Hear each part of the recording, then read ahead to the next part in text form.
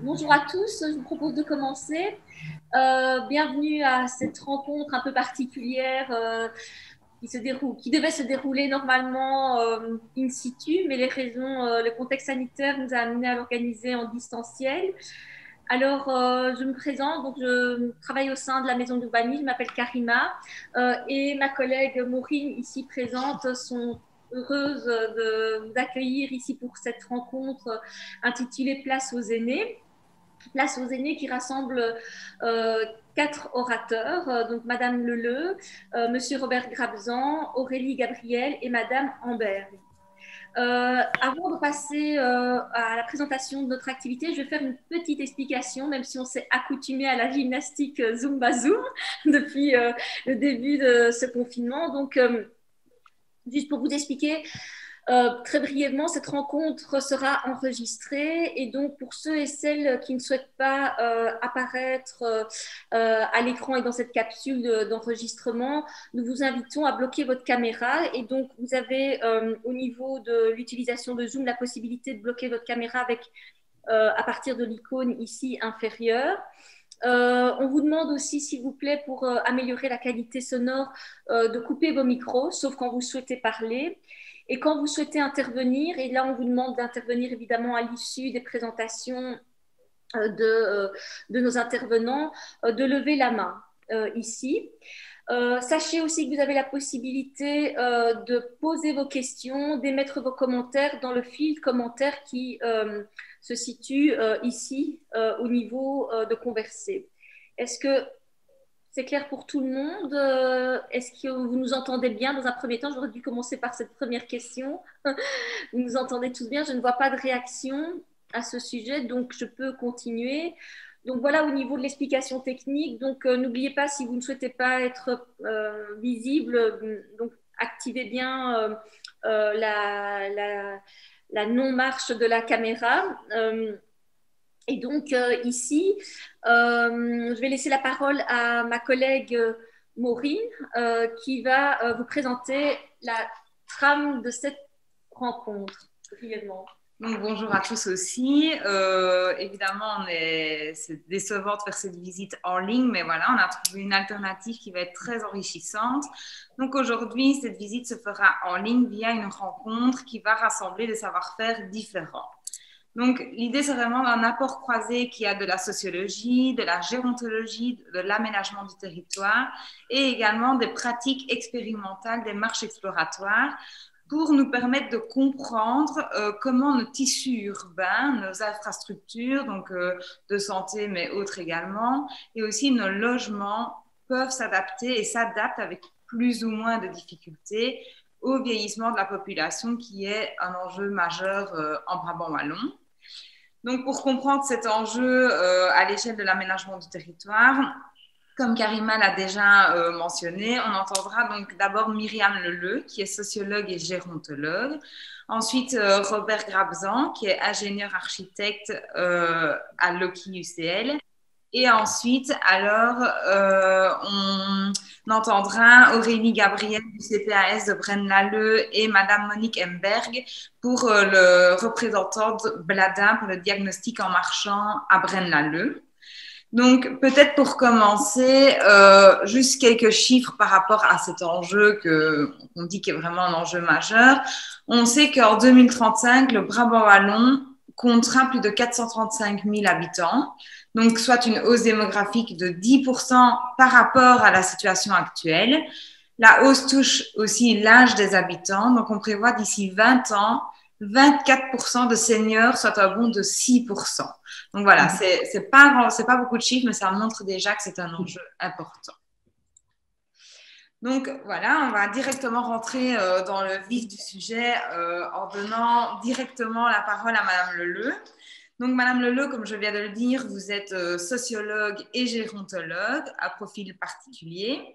Est-ce que brièvement, vous pouvez nous dire les raisons qui vous ont amené à vous intéresser à la question du vieillissement?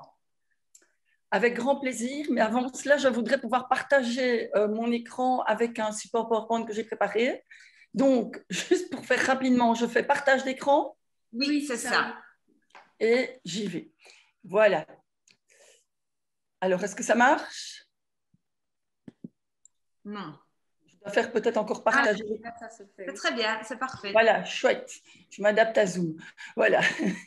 Donc, bonjour à tout le monde et merci à la Maison de l'Urbanisme donc, du Brabant Wallon pour cette invitation à s'exprimer, je dirais, dans un quadruple regard, en fait. Et je vais dire rapidement pourquoi je m'intéresse à ces questions. Alors, j'ai eu envie de reprendre votre photo d'introduction avec un plan, parce que ça nous rappelle, et ça me rappelle aussi ces magnifiques expériences hyper intéressantes avec Robert et des marcheurs de différentes communes, dont Braine-l'Alleud, dans les entités qui les concernent, en fait, dans des espaces publics, des espaces semi-publics aussi, des endroits un peu ignorés, inconnus, oubliés dans les campagnes, mais aussi même à Braine-l'Alleud, dans la campagne. Voilà. Et j'ai envie de commencer ceci par une petite phrase qui vient de Gérard, et sans doute Aurélie et Monique s'en souviennent, Braine-l'Alleud, une ville à la campagne. Voilà, et ça renvoie à son histoire, en fait, cette expression, mais je n'irai pas plus loin, je laisserai Monique, Robert et Aurélie s'exprimer à ce sujet. Alors, si vous regardez la première page de mon support, eh bien, c'est une carte qui présente Braine-l'Alleud avec l'axe qui divise Braine-l'Alleud en deux, un côté de la gare et l'autre côté de la gare. Et je pense que c'est quelque chose d'important à relayer quand on s'intéresse, en tout cas, au cœur urbain de Braine-l'Alleud, et on n'est pas ici dans sa campagne. Voilà, alors, mon intérêt pour ce sujet, enfin, d'abord, j'ai quand même eu envie et besoin de rappeler ce croisement d'approche et de regard. Il y a moi, oui, mais il n'y a pas que moi qui ai travaillé pendant 4 ans sur le programme Wallonie Amis des aînés, qui a fait l'objet d'une coordination et dans laquelle j'ai pu rencontrer, je dirais, ou re-rencontrer mon intérêt pour les espaces publics, l'urbanisme, l'aménagement du territoire, car je suis sociologue et gérontologue, mais avec une orientation sur la sociologie urbaine et rurale. Une explication de mon intérêt pour le rapport aux espaces, leur appropriation. Robert, qui va s'exprimer, Aurélie, Senior Contact, qui fut un des piliers, qui fut le pilier, qui l'est toujours d'ailleurs, du projet WADAT, pilier avec d'autres piliers que sont les aînés, dont Monique, en fait, membre des NEO et du comité de pilotage de Braine-l'Alleud Amis des aînés. Sans les aînés, le projet n'existe pas. Et vous verrez pourquoi, parce qu'il s'agit bien d'un projet mené par des aînés, avec et pour des aînés. Je parle de Wallonie Amis des aînés. Alors, mon intérêt, en fait, pour, comment dire, le tissu urbain, les enjeux du vieillissement, l'appropriation des espaces par les aînés, remonte à finalement ma formation initiale, je pense. Et j'ai retrouvé une citation de Raymond Ledru, sociologue qui s'est beaucoup intéressé aux espaces, qui dit ceci: la réalité sociale a des formes diverses et des sens multiples. Et en fait, la réalité sociale, la réalité urbaine, la réalité du vieillissement a des formes diverses et des sens multiples. Alors, reprenant ici, mais je vais être rapide, quelques éléments d'un texte d'un certain Albert Lévy, très intéressant. Quand on s'intéresse à la morphologie urbaine, ici, en regard du vieillissement démographique que vient d'évoquer Maureen, il y a, comment dire, un intérêt pour des paysages, c'est-à-dire la perception de la matérialité d'un environnement urbain ou rural ou semi-rural, parce qu'il faut quand même parler aussi des milieux ruraux, la morphologie sociale, c'est-à-dire l'occupation d'un territoire finalement, d'un espace par des groupes sociaux, dont les aînés, et la manière dont ils occupent les espaces, dont ils se les approprient, leurs usages. Alors, la forme bioclimatique, tout ce qui renvoie à l'écologie urbaine, là, je ne développe pas, mais c'est intéressant de le rappeler. Les tissus urbains, c'est-à-dire les interrelations entre des espaces libres et des espaces bâtis, ce qu'on en fait ou pas, et les tracés, c'est-à-dire la forme géométrique du plan d'une ville, ce qu'elle représente aux yeux des citoyens, ce qu'elle permet dans ses fonctionnalités, dans ses usages ou mésusages. Et en regard de ces éléments quand même un peu théoriques, une citation, Yvette, 86 ans. Donc, c'est une personne que j'ai vraiment rencontrée. Donc, je ne l'ai pas inventée. La vie est parfois comparable à une belle rose qui finit un jour par se faner à travers plusieurs hivers, automne, été et printemps. Et c'est la succession de ces saisons qui, à un moment, nous propose à nous, humains, sujets vieillissants, entrant dans différents âges de la vie et du vieillissement, de revisiter notre rapport finalement à une morphologie urbaine. Alors bien entendu, Yvette ne pense pas à la morphologie urbaine et rurale de son espace, mais elle vit la vie en fait. Et je reviendrai là-dessus un peu plus tard dans ce qui m'a été demandé. Donc en fait, cet intérêt, finalement, est un intérêt d'abord pour les personnes âgées et leur qualité de vie. Et cet intérêt remonte déjà il y a au moins bientôt 4 décennies. Donc, je vais bientôt faire partie des sujets observés et observables. J'irai marcher. Voilà, Robert. Donc, c'est un intérêt qui ne date pas d'hier, en fait. Et il a pris racine, d'ailleurs, à Braine-l'Alleud, dans la maison de repos Le Vignoble, où j'ai pu travailler pendant un mois comme aide-soignante. Et après ça, c'est devenu un sujet vraiment important de mon histoire de vie, finalement, et d'intérêt pour sans doute essayer à ma façon d'améliorer la qualité de vie des aînés, et un intérêt pour les territoires et leurs appropriations. J'évoque ici Erving Goffman qui s'intéresse au territoire du moi. Comment peut-on exister dans un environnement, dans un espace qui part du plus intime vers le plus large, en fait. Donc l'espace le plus intime étant un chez-soi à soi, et il reste l'enveloppe corporelle quand il n'y a plus rien d'autre, c'est dur à dire, et les espaces les plus larges étant le passage du privé vers le public ou semi-public au travers d'un seuil vers des espaces publics dans lesquels on peut bouger ou pas, en fait. Donc ça, c'est vraiment mon intérêt. Alors, il faut rappeler, mais là, je ne vais pas développer, le contexte très particulier de cette pandémie Covid-19. Eh bien, on est encore confronté à ces effets aujourd'hui, qui nous a quand même rappelé des fragilités, celles des aînés, leur isolement, la solitude, mais aussi celle d'un système sociétal dans sa globalité qui n'avait pas pensé qu'un jour nous puissions devoir revisiter notre rapport à la vie et aux lieux dans lesquels que nous occupons finalement. Et j'ajoute quand même celle d'une politique de santé qui cherche un chemin, un cheminement dans les aléas de cette pandémie. Donc ça, c'est quand même important parce que ces éléments de contexte ont un effet sur nos rapports à la vie, à la spatialité, à l'occupation des espaces intérieurs et extérieurs. On nous propose pour le moment, j'ai eu envie de dire ceci, les espaces privés se sont trouvés de plus en plus fermés au monde, se réouvrent là petit à petit, et les espaces publics, à un moment, furent carrément éteints. Je parle de la première vague de confinement où nous ne pouvions plus partir vers d'autres points, mais nous avons pu marcher dans la ville, faire du vélo, etc. Et ces espaces publics éteints ont été revisités. Probablement, ne sait-on pas encore jusqu'à quel point. Et là, pour le moment, on nous propose de vivre à l'extérieur. C'est intéressant, mais dans un climat qui ne permet pas toujours de vivre à l'extérieur. Voilà, ça, j'avais envie de rappeler ces éléments pour mon intérêt général pour cette question. Voilà, Maureen. Je ne sais pas, je continue ou... Vous pouvez continuer. Juste peut-être pour rappel, on avait déjà fait appel à vous ici début du mois d'avril pour un de nos mini-midis. D'ailleurs, j'invite les participants. Le mini-midi est disponible sur notre site internet. On mettra le lien à la fin de la présentation. Et là, on avait fort accentué notre rencontre et notre questionnement sur surtout le logement des aînés. Et donc ici, si c'est possible, de nous parler aussi un peu plus comment l'espace public s'adapte également ou pas à nos aînés. Et si vous pouvez faire un bref rappel aussi de ce qu'on entend derrière aînés, je sais que vous savez le faire assez rapidement, donc ça peut vraiment être intéressant. Les critères, voilà, est-ce que c'est l'âge, est-ce que c'est l'autonomie, enfin voilà, ça peut vraiment être intéressant aussi. Voilà, donc, merci Maureen. Donc c'est vrai que lors de l'intervention précédente, j'avais distingué en fait entre vieillesse, un cycle de vie, et vieillissement, un processus. Et j'avais distingué aussi entre, disons, 3 âges de la vieillesse, les jeunes vieux, les vieux vieux et les très vieux. Eh bien, figurez-vous que je ferai bientôt partie des jeunes vieux. Alors, il y a aussi les très très vieux. Je n'ai pas repris cette fiche ici qui catégorise en fait les personnes sur base d'un critère d'âge chronologique. Mais ce critère n'est évidemment pas suffisant pour pouvoir distinguer de ce que peut signifier pour la personne la vieillesse et le vieillissement. Et donc, j'ajoute ici quelques petits éléments que je vais essayer de passer en revue rapidement. Alors, pour rappel, quand même, cette distinction en au moins 3 âges de la vieillesse nous vient d'une certaine Bernice Neugarten, une chercheuse américaine qui, dès les années 70, en fait, s'intéresse à les différences de vieillissement selon les différentes circonstances de la vie. Et ça, c'est quand même important de le rappeler. Certains considèrent aujourd'hui que c'est de l'humour que de distinguer entre jeunes vieux, vieux, vieux et très vieux. Je suis un petit peu... Donc voilà, parce que ce n'est pas aussi simple. Alors d'autres vont distinguer la vieillesse comme étant de nature défectologique. Alors là, ce n'est pas très optimiste.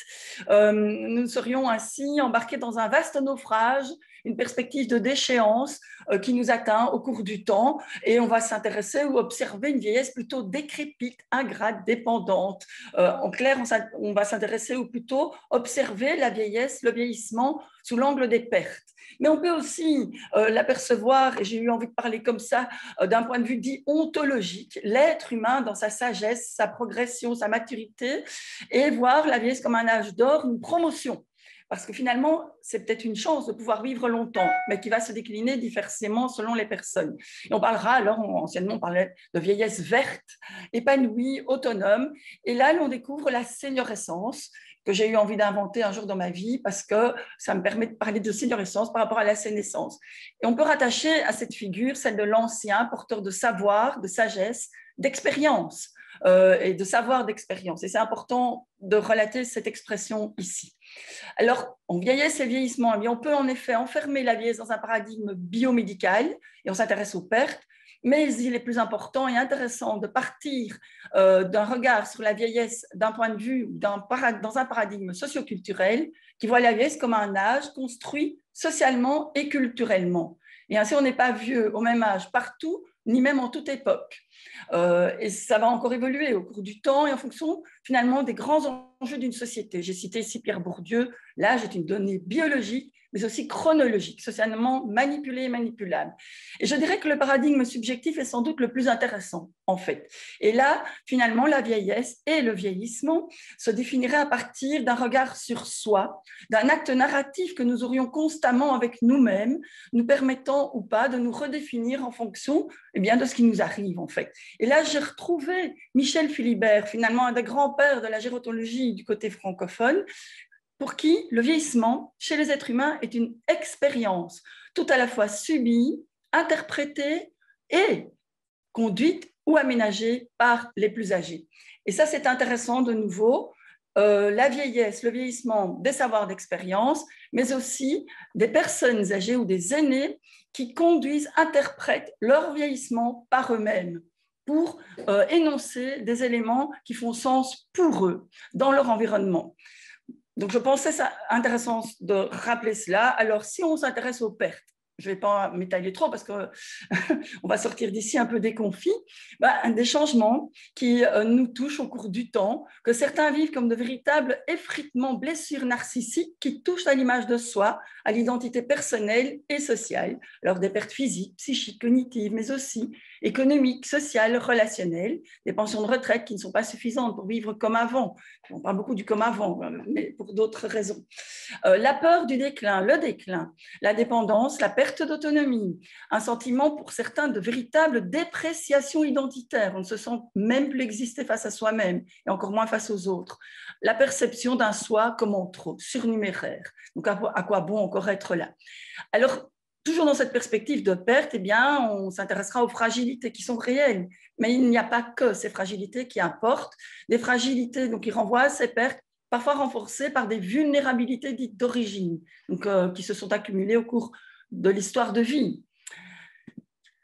Important à rappeler un vieillissement qui est toujours de nature différentielle. Et là, j'en viens au sujet quand même petit à petit. Alors, le vieillissement est différentiel, il est progressif. C'est un processus qui nous atteint, qui commence plus ou moins vers 20 ans, paraît-il, avec quand même quelques moments d'accélération, avec ce fameux tournant remarquable, cité comme tel par un certain Stefan Zweig, qui, pour certains, est à 40 ans, d'autres à 50, parfois encore plus tard, 55, 60. Pour ma part, c'est tardif, mais ça commence à venir. Donc, au plus tard, au mieux, je dirais.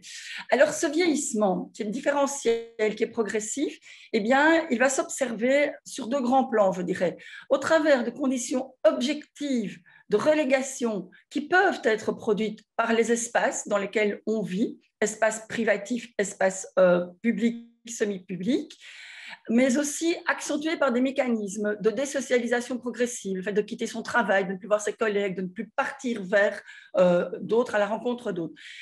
Vient s'ajouter à cela un sentiment personnel de fatigue, parfois de sentiment de perte de compétences, une baisse de l'impulsion vitale et une sorte de déprise, mais qui ne signifie pas déprime ou dépression. On perçoit un monde comme étant de moins en moins hospitaliers, de plus en plus lointains, de plus en plus difficiles, en fait, avec des espaces publics où il est difficile de marcher parce que les trottoirs ne sont pas adaptés, qui ne prévoient pas de rampe pour avancer, où tout va très vite, de plus en plus vite, et même trop vite.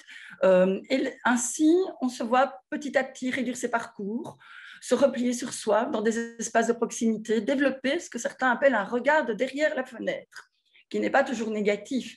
Un regard où l'on s'assied pour observer la vie au dehors, de l'intérieur, qui peut être imposé, mais qui peut aussi être choisi. Et c'est là, bon ça je vais peut-être passer, c'est là que l'on peut revenir sur l'idée, excusez-moi, de la déprise, où on peut se dire que c'est un choix, qu'à un moment, que de se poser en un lieu qui permet d'observer la vie tout en étant à la fois dedans et dehors, en raison de ses fragilités.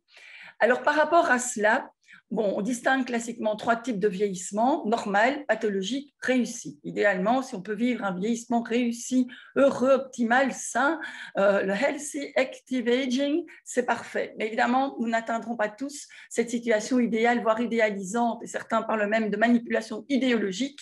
La vie nous présente des variations, en fait, individuelles, ancrées aussi dans un environnement. Mais bon, s'il est réussi, eh bien, on y observera derrière cette faculté de réussite une certaine capacité d'adaptation, de résilience, le maintien, la préservation de l'autonomie, de la faculté à décider pour soi, de s'affirmer décideur pour soi, seul et avec d'autres. Le vieillissement réussi se caractérise quand même par un maintien important d'activités sociales et de liens sociaux de qualité surtout. Ce n'est pas tant la quantité, mais que la qualité qui importe, une certaine robustesse, donc une certaine santé, et aussi finalement un certain sens du défi, la créativité, le fait de s'ouvrir à autre chose. Et vous voyez où je veux en venir, car chaque fois j'introduis par ce petit mot Wallonie Amis des aînés, à ma manière. Alors, justement, et c'est là que je ferai un petit pont vers Wallonie Amis des aînés qui arrivera par la suite.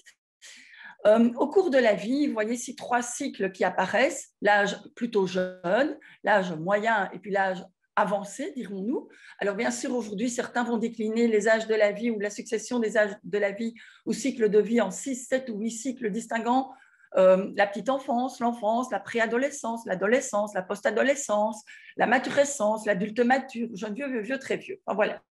Mais au cours de la vie, nous disposons d'une certaine quantité de capacités fonctionnelles qui vont diminuer au cours du temps. Et c'est la ligne rouge qui nous montre cette diminution. Mais si on agit pour l'amélioration des espaces de vie à la fois privatifs, leur adaptation, leur capacité d'adaptation, mais aussi des espaces de vie collectifs et publics, par différentes actions touchant la mobilité, l'accessibilité par exemple, on peut relever cette courbe rouge vers la courbe bleue, ce qui permet finalement de maintenir une meilleure qualité de vie par l'adaptation des environnements, tant intérieurs, spatiaux et intérieurs que extérieurs et spatiaux, mais aussi des environnements sociaux. Et c'est bien là qu'agit en fait sur ce différentiel un projet tel que Wallonie Amis des aînés, mais aussi bien sûr d'autres actions qui touchent à la qualité du logement, à l'adaptation du logement, à la modulation, la modularité du logement et des espaces publics. Alors, ces 2 courbes sont agies, si l'on veut bien, par les services de santé, leur disponibilité, leur adaptation, des soins dits de longue durée qui permettent d'assurer une fin de vie digne et des environnements. Alors, par rapport à cela, je continue, Maureen? Oui, c'est parfait. Ça va, merci. Et vous me dites quand je dois m'arrêter, pour laisser la parole aux autres. Merci. Donc, par rapport, pardon? 5 grosses minutes. Je n'ai pas entendu. Encore 5 grosses minutes. D'accord, merci. Donc, par rapport à cela, donc je disais, si je reprends ce schéma, et on regarde des espaces publics essentiellement, eh bien, ces espaces, on peut vouloir les traverser, y circuler, les occuper, se poser, y habiter, s'installer, y rencontrer d'autres personnes, échanger et bien d'autres choses encore. Par rapport à ces espaces, il y a des usages qui se développent en fonction d'ailleurs des cultures et de nos âges, mais aussi des nécessités qui touchent à la mobilité, à l'accessibilité coupure. Ah, on a une petite coupure. Commerce, santé, services, etc. Et enfin, au type de liens sociaux que l'on peut y développer. Ah, je vais devoir... Ça va? Je suis toujours là? Oui, on a juste une toute petite coupure, mais très brève. Mais vous pouvez continuer, je vous en prie. Ok, sinon je dois me connecter autrement. Voilà, alors par rapport à ces espaces publics, eh bien, des enjeux propres au vieillissement de la population, ils sont évidents. Et deux grandes questions, je dirais, se posent. Soit les aînés s'adaptent aux espaces, à des espaces et des lieux qui s'imposent à eux, soit les espaces et les lieux s'adaptent aux besoins d'une population qui sont façonnés par leurs usages. Une perspective proposée par Wallonie Amis des aînés, c'est que ce soit plutôt l'humain qui conditionne son environnement plutôt que la ville qui conditionne l'humain. Alors évidemment, en fait, ça va dans les deux sens. Les espaces dans lesquels nous vivons préexistent à nos existences et seront façonnés par notre manière de les utiliser. Mais en même temps, faut-il se soumettre en tant qu'aîné et même en tant que citoyen à certaines choses qui ne conviennent pas. Et donc, en fait, idéalement, on pensera plutôt à des espaces, des lieux de vie qui vont s'adapter à l'humain et à ses besoins et nécessités. Alors, comment se nourrir pour la compréhension de ces espaces qui s'adaptent de l'expérience? Eh bien, une proposition passe par ce projet évoqué déjà oralement, Wallonie Amis des aînés ou WADA. Alors, ce projet Wallonie Amis des aînés, dans lequel s'inscrivent les diagnostics en marchant dont va parler par la suite Robert, mais aussi Aurélie et Monique. Wallonie Amis des aînés, donc c'est un projet qui a été soutenu, qui est toujours soutenu par l'Organisation mondiale de la santé. Dès 2002, on s'est intéressé au vieillissement actif. En 2007, un guide mondial VADA a été élaboré et depuis 2010 existe un réseau mondial OMS des villes et des communautés amies des aînés dont je suis sûre maintenant que Braine-l'Alleud fait partie. En Wallonie, le projet a connu ses premiers pas en 2012, mais a été activé de manière efficace, si je puis dire, enfin a été activé en tous les cas à partir de la fin de l'année 2016 pour se déployer sur les 4 années 2017 jusqu'à 2020 et maintenant chercher la voie de sa pérennisation. Un réseau Wallonie Amis des aînés est en gestation avec une 60aine de communes impliquées dans la démarche et un guide Wallonie Amis des aînés devrait incessamment sous peu être publié. Alors, les objectifs des villes Amis des aînés, des communautés Amis des aînés sont de soutenir un vieillissement actif et en santé. Un petit rappel ici de ce que l'OMS considère comme étant un vieillissement actif et en santé, eh bien, optimiser les possibilités de bonne santé sociale, physique et psychique, mais aussi de participation à la société et de sécurité pour se sentir à l'aise dans son environnement. Adapter des politiques aux besoins et pas l'inverse, travailler ensemble de façon intégrée et tenir compte d'autres projets qui peuvent soutenir, se compléter par rapport aux objectifs d'un vieillissement en santé, travailler de manière concertée, surtout soutenir la citoyenneté des aînés, leur permettre aux aînés de développer leur agir et leur pensée et briser tout ce qui est stéréotype agiste, voyant l'aîné sous l'angle de ses pertes et non pas de ses forces ou de sa maturité. Alors, Wallonie Amis des aînés s'est développée au travers de 3 exigences. Une approche citoyenne, participative, avec vraiment une maxime qui est une valeur, mener un travail par, pour et avec les aînés. Une perspective inclusive. On a voulu, dans ce projet, à partir du travail mené dans 6 communes pilotes dont Braine-l'Alleud, que des aînés de toutes les conditions puissent participer. Et surtout, une double attention sociale et spatiale, un croisement des regards sur les environnements spatiaux et tout ce qui peut renforcer et accompagner le développement de liens sociaux à partir notamment des espaces.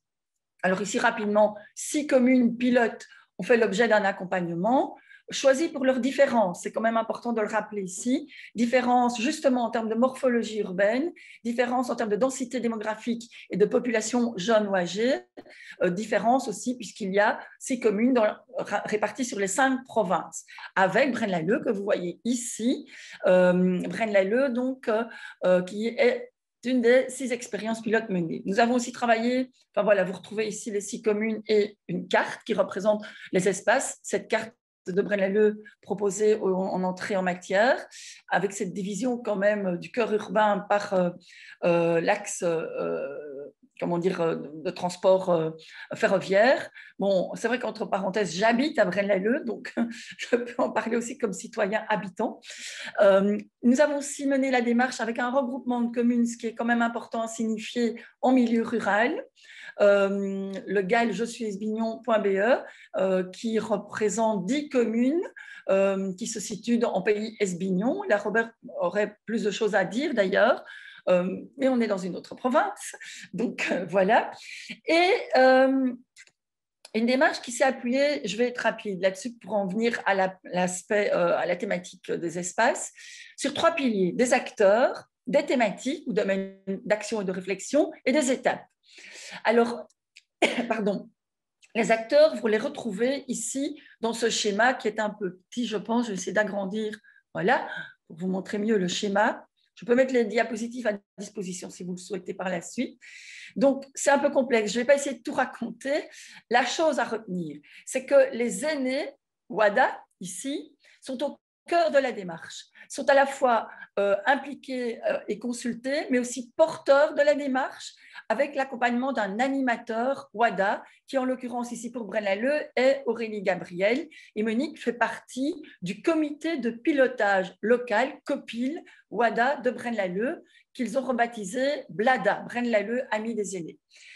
Alors, accompagnant le projet, vous avez, comment dire, le soutien nécessaire d'un conseil consultatif communal des aînés s'il existe et du conseil communal, parce que sans soutien des élus, des édiles politiques d'une commune, évidemment, ce projet rencontrera quelques difficultés, et notamment en termes de moyens de locaux, mais aussi au moment de la formulation de pistes d'action. Donc, on travaille avec des référents locaux, parmi lesquels des aînés doivent nécessairement être impliqués, et les soutiens professionnels, mais aussi administratifs et politiques. 6 étapes, je ne vais pas non plus détailler: un engagement communal, une mise en place d'un groupe de travail ou comité de pilotage, la réalisation de diagnostics montrant ce qu'il faudrait idéalement améliorer, un plan d'action avec des actions concrètes qui seront mises en œuvre et puis évaluées. Alors, j'avance. Bon, on peut présenter les choses aussi sous cet angle-ci. Je sais, je suis au bout déjà. Je vais vous montrer quelques photos. Alors, simplement pour dire que WADA se présente dans une dynamique circulaire. Quand on a fait quelques étapes, on ne s'arrête pas, on continue. C'est bien ce qui se passe à Braine-l'Alleud, qui a mené ce qu'on appelle un triple diagnostic sur sa démographie, sur les services existants et surtout sur les besoins tels que formulés par les aînés. Alors, cette formulation de besoins s'est faite par des entretiens à Braine-l'Alleud et les diagnostics en marchant. Et un travail ensuite réflexif sur carte, que vous voyez ici. Je pense qu'on voit le visage à l'envers d'Aurélie qui se présente. Alors, ces diagnostics mènent à une réflexion sur 8 champs d'action que je vais évoquer ici à partir de l'Organisation mondiale de la santé: les espaces extérieurs, le transport, l'habitat, le tissu social, l'inclusion, la participation citoyenne, volontariat, bénévolat, tout ce qui est communication, mais aussi le soutien communautaire. Nous avons retraduit ça en thématique ici propre à la réflexion menée en Wallonie, avec tout ce qui est inclusion, information, la contribution au système, l'utilisation de services et le fait de participer à des activités de loisirs, et le tout visité au travers justement de ces espaces, des espaces extérieurs et édifices. Et vous voyez, je crois que c'est lisible comme tel, hein, je n'ai peut-être pas détaillé vu que je n'ai plus le temps. Des modalités de transport qui permettent de passer d'un point d'habitat intérieur vers ces espaces extérieurs, dans des cercles qui s'élargissent ou se réduisent en fonction du temps qui passe et des nécessités, et l'habitat ou logement, domicile personnel, maison de repos, lieu institutionnalisé ou des logements alternatifs qui se développent fortement pour le moment, avec soit une unité d'habitation qui est le centre, ou une unité comme une maison, 4 façades, ce qui est quand même une des grandes problématiques du Brabant wallon, avec leur adaptation, ou un logement dans un grand ensemble, habitat communautaire, groupe d'appartements, etc. Alors, ici, je ne vais pas détailler, mais si on s'intéresse uniquement à l'aspect spatial, qu'est-ce que nous avons pu mettre en œuvre au travers des diagnostics en ce qu'on compris à Braine-l'Alleud, eh bien, des besoins au niveau des espaces extérieurs, assurer la sécurité, ajouter des bancs pour assurer une mobilité, passer d'un point à un autre. Au niveau de l'habitat, informer sur les conditions d'adaptation des logements, qu'est-ce qui est possible.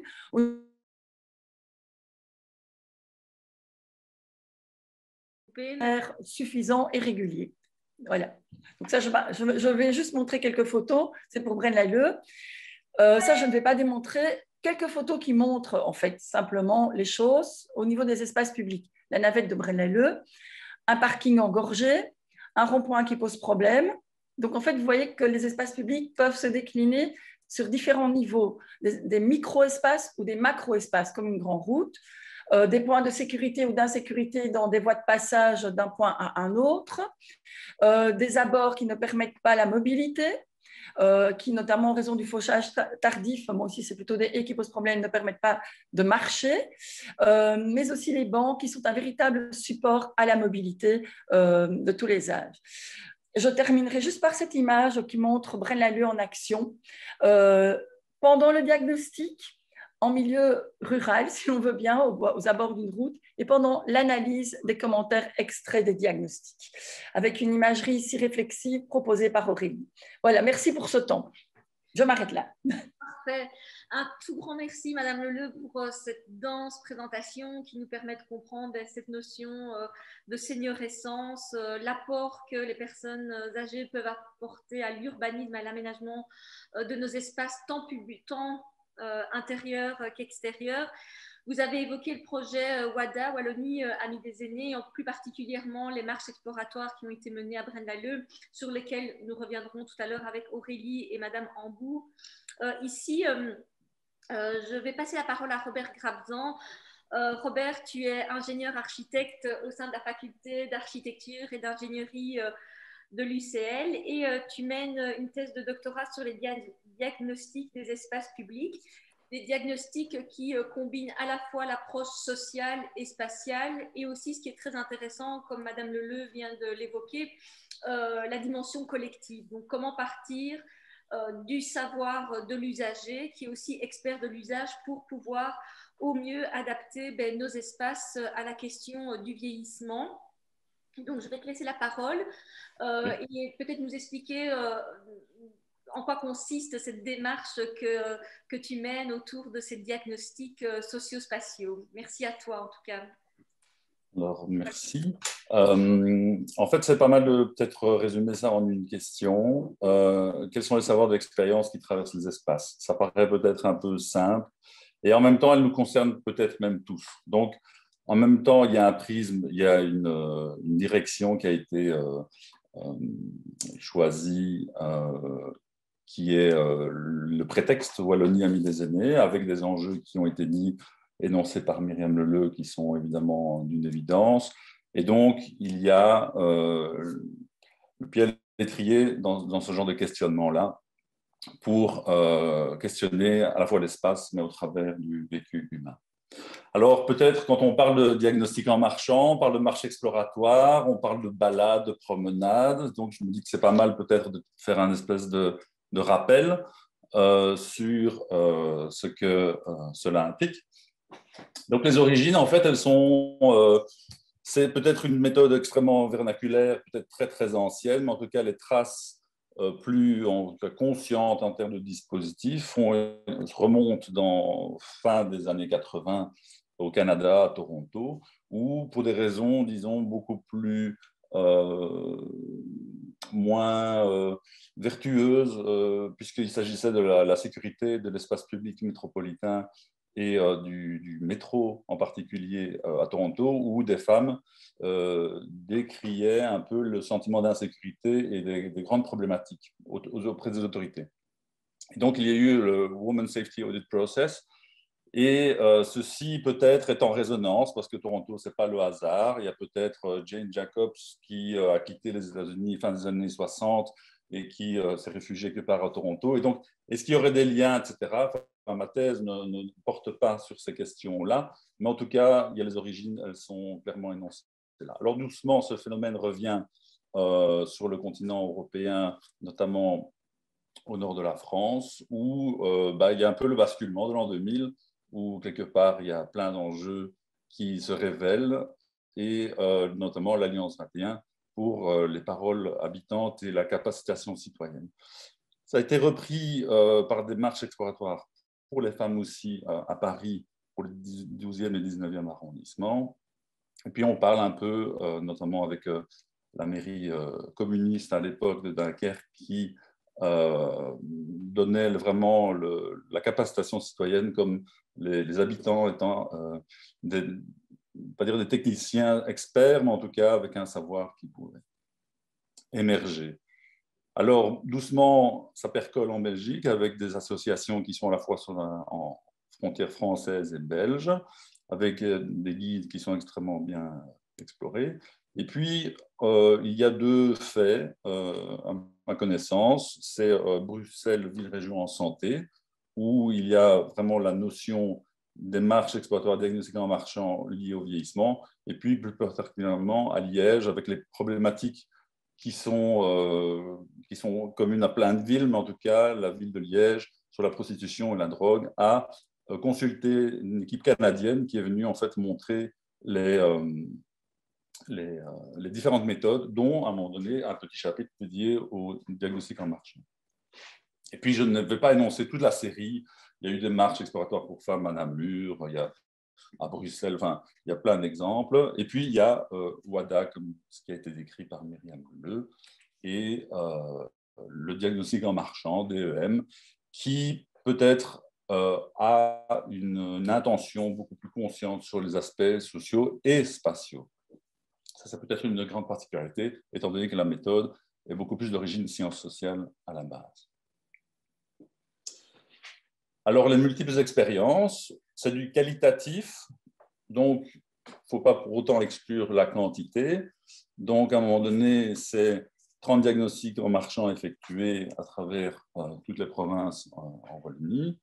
Et au total, ça fait quand même 70 km parcourus d'observation. Donc, ça fait un peu la maison culturelle, enfin, chez vous, de Cour-Saint-Étienne jusqu'à Liège, à vol d'oiseau ou jusqu'à Ciney. Donc, ça montre que le but, ce n'est pas de faire de la quantité, mais quand même un déploiement qui donne un enchaînement d'expériences.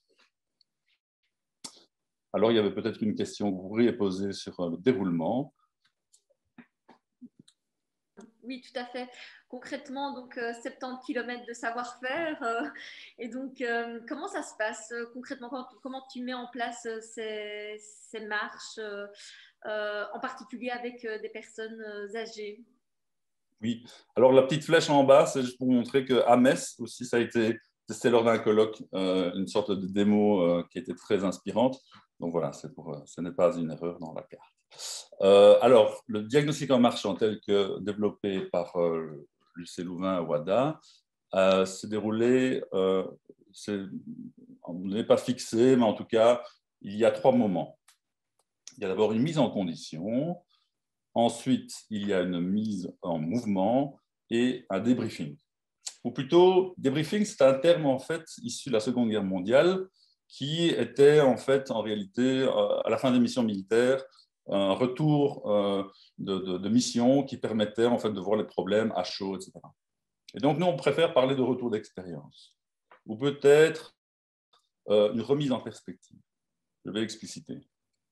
Donc la mise en condition, c'est d'abord ici, en SB liégeoise, un village comme il y en a d'autres, reconnaître d'abord chaque situation spécifiquement.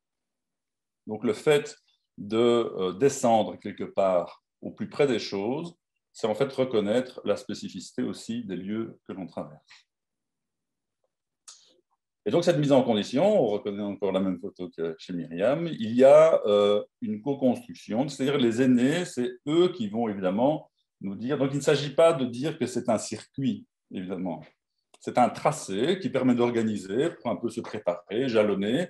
Le jalon ici, environ de 3 km, parce que, voilà, empiriquement, on sait que le temps de déploiement, puis avec les seniors, à un moment donné, c'est quand même un effort physique, parce que même si la moyenne, c'est 1,5 km à l'heure, eh bien, marcher lentement, ça demande à la fois de l'effort, plus d'effort physique peut-être, et aussi cognitif. Donc, voilà, il n'y a pas la prétention d'exhaustivité.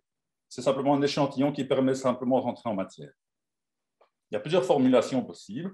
Et quand on voit ici la formulation de base, c'est simplement, il y a une revisite de ma part pour essayer d'étendre les lieux à visiter et aussi de voir la pluralité possible des lieux divers. Donc, il n'y a pas peut-être d'intérêt de marcher pendant 3 km le long de la Nationale 4, parce qu'en réalité, en termes de variation et d'espace, peut-être qu'il n'y a pas beaucoup de choses à apprendre.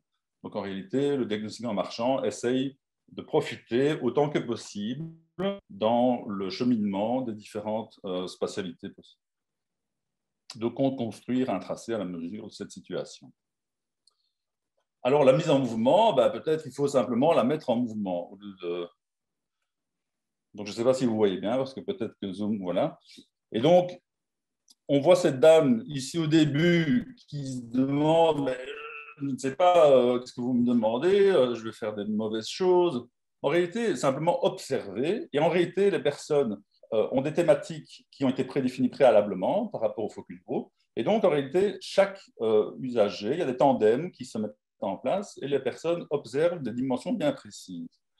Et puis, en fait, on voit un peu plus tard que cette même dame, quelques minutes après, ça demande un peu quand on rentre dans l'eau de la piscine, au début, on est un peu frileux, et puis on commence à se mettre en mouvement, et là, ça commence à observer, regarder précisément les données.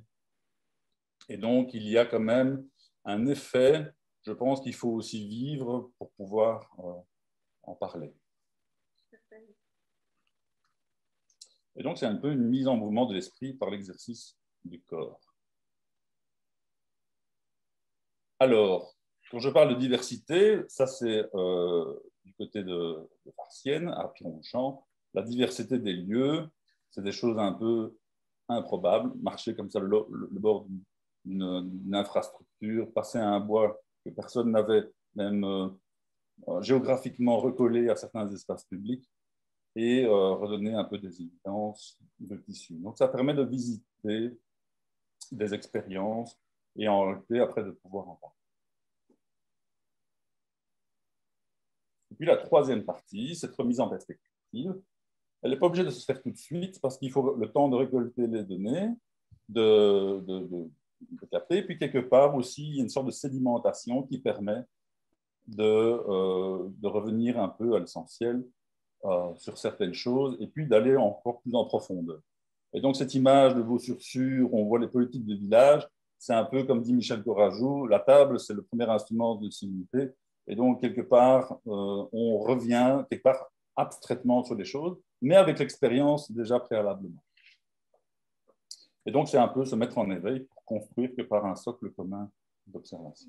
C'est pour ça qu'un diagnostic en marchant, quelque part, ne pourrait pas, en tout cas n'est pas souhaitable, que chaque personne reçoive dans sa boîte aux lettres une feuille, et puis on se retrouve dans 2 semaines, et les personnes l'auraient fait de manière disjointe. Donc, c'est-à-dire qu'il y a une sorte d'unité d'expérience, même si les personnes ont toutes observé des choses différentes, en même temps, elles ont l'intérêt, évidemment, d'apprendre l'une de l'autre. Et le fait que ça se passe en binôme, c'est quelque chose qui revient très souvent, c'est vraiment très souhaitable, puisqu'il y a une sorte d'élan vital qui s'enclenche comme ça naturellement.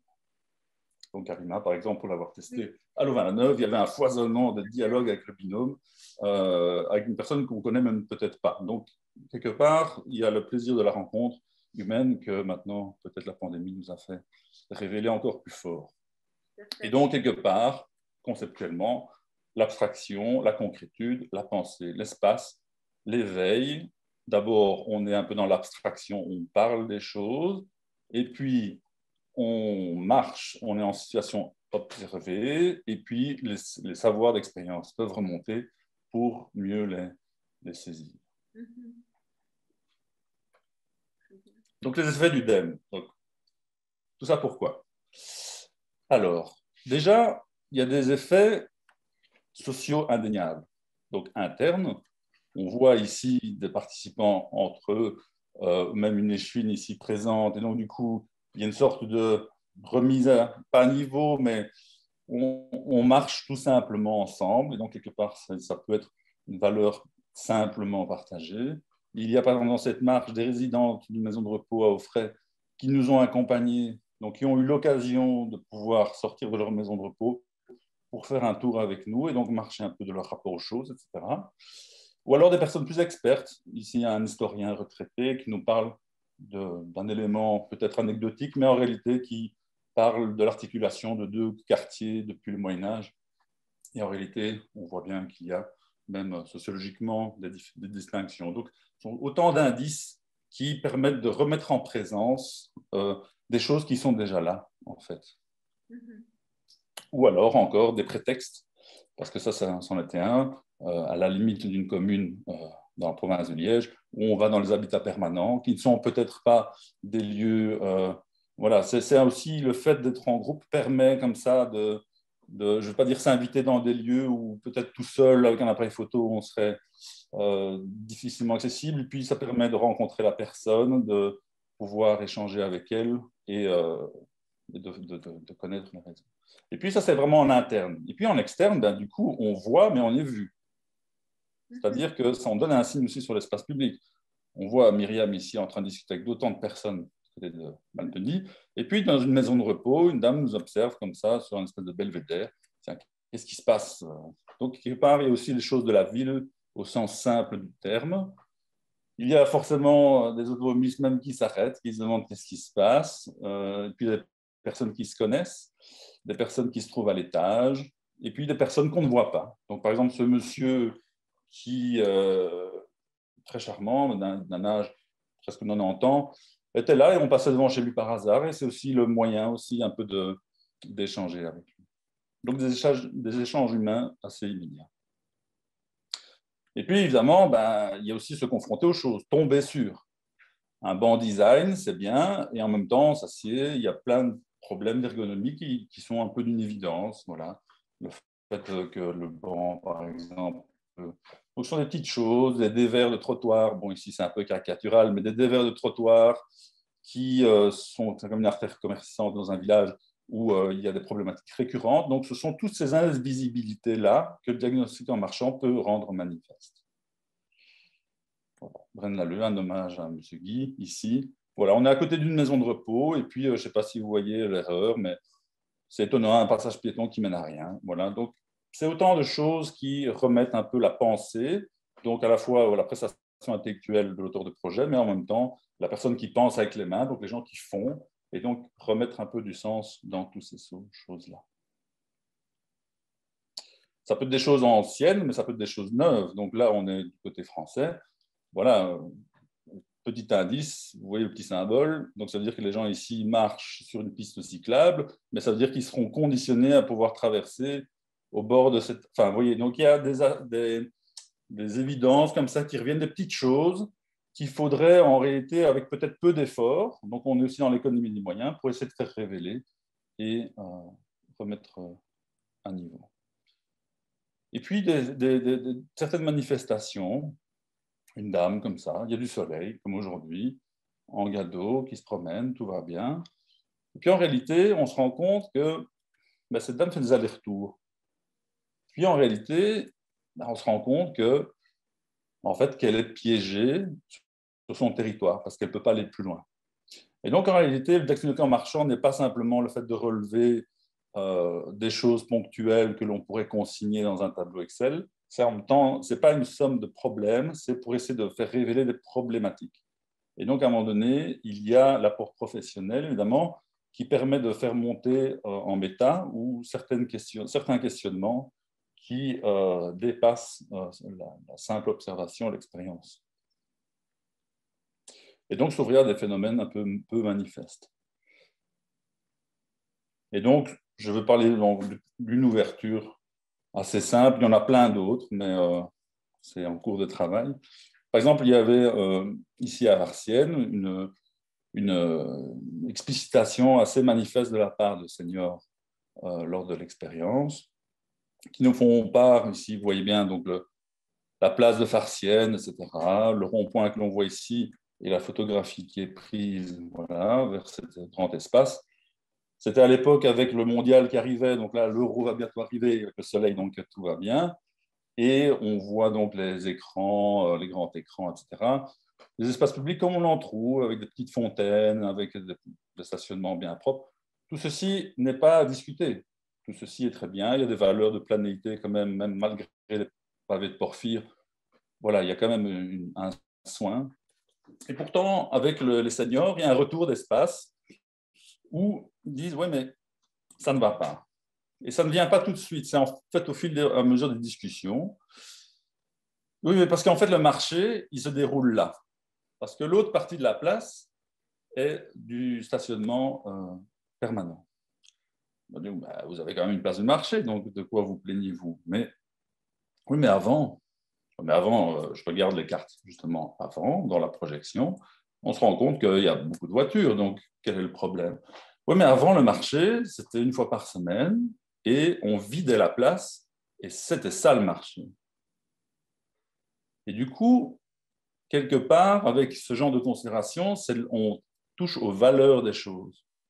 C'est-à-dire qu'il y avait vraiment un grand lieu avec des bonnes intentions, mais que le projet a fragmenté, en fait. Et donc, on peut le questionner, mais en tout cas, avoir eu ce retour d'expérience de la part des seniors et le faire remonter pour nous, en fait, nous re-questionner des fragmentations, des grandes coupures de la modernité. Et donc, quand on voit même sur une carte plus ancienne que ce grand espace, en réalité, c'était déjà tout ça. Mais en réalité, il n'était même pas encore plus grand que ça. Parce qu'évidemment, il y a des interventions du 19e qui sont venues en fait encore couper. Donc, quand on voit un plan encore avant l'intervention du chemin de fer, en réalité, ça nous parle en fait des conditions d'habitation qui sont encore bien plus anciennes que ça. Et le fait de travailler, par exemple, avec les seniors, peut-être à la différence des adolescents, c'est encore une chose à vérifier, c'est que forcément, il y a une telle expérience de vie et avec l'accélération de la périurbanisation, des transformations, ils sont aussi témoins, quelque part, des grandes mutations du territoire. Et donc, ça, c'est quand même quelque chose qui est revenu. Et donc, ce n'est pas simplement pour cantonner des petites choses qui sont importantes, mais il peut y avoir plusieurs niveaux, évidemment, pour parler de ces choses-là. Donc, en réalité, le diagnostic en marchand n'est pas exhaustif, n'a pas la prétention à une limite, évidemment, mais permet d'ouvrir, en fait, des questionnements qui ouvrent, en fait, d'autres dimensions. Et quand on voit des espaces publics, c'était ça, en fait, la grande rue de Farciennes qui s'est bâtie au XIXe siècle. Voilà, c'est simplement pour parler des grandes choses, parce qu'il y a des grands phénomènes collectifs humains. Très bien. Et donc, je vais résumer, parce que je vois que j'arrive à 19 minutes 57 secondes. Très bien. Le diagnostic en marchand, c'est une méthode socio-spatiale qui permet d'offrir une réalité augmentée, et c'est un petit clin d'œil avec tout ce qu'on voit avec les casques et des choses comme ça, mais d'une autre nature, qui est humaine et ancrée, issue du croisement de l'expérience et de l'observation des autres, pour raisonner des décisions de conception, pour rendre compte des pertes liées à notre modernité, et pour réinventer ou faire émerger de nouvelles valeurs liées aux établissements humains qui nous entourent. Et donc, ça, c'est simplement pour finir quelques photos où on voit, on peut être dans l'intimité et en même temps dans le collectif. Ce monsieur, il voit cet espace public. En Chine, par exemple, ce monsieur voit cet espace public. Donc, en réalité, on est tous, quelque part, avec les savoirs d'expérience qui sont prêts à être délivrés pour pouvoir les transmettre à l'échelle plus large du collectif. Tout à fait. Merci bon, merci. à toi. Merci beaucoup, Robert. Merci. J'avais une question à te poser avant d'enchaîner sur le cas plus concret de la découverte de l'expérience menée à Braine-l'Alleud. Comme tu l'as bien souligné, ces diagnostics en marchand permettent de faire émerger, de révéler des problématiques liées au processus d'aménagement parfois un peu trop technique de nos espaces publics. Quelle rencontre est-ce qu'il y a eu une rencontre possible entre ce savoir-faire empirique issu de ces observations que vous avez menées dans le cadre de ces marches et les acteurs responsables, entre guillemets, de l'aménagement des espaces publics? Donc, je pense aux architectes, urbanistes, élus. Est-ce qu'il y a un croisement de savoir-faire entre le savoir-faire de l'usager et le savoir-faire plus technique? Peut-être, je pense qu'Aurélie pourra en parler pour le cas de Braine-l'Alleud. Ici, c'est clair que moi, je me suis plus appesanti sur qu'est-ce que peut la méthode vraiment en elle-même pour d'abord bien diagnostiquer.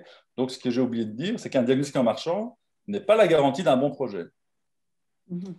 Et ça, c'est important de le lire. C'est-à-dire que ça permet de faire, je pense, un meilleur diagnostic. Après, il y a des gens qui savent faire des projets, des gens qui savent moins faire. Enfin, les bonnes intentions ne font pas les bons projets, comme on dit. Donc, à un moment donné, il faut aussi de l'exigence dans la conception.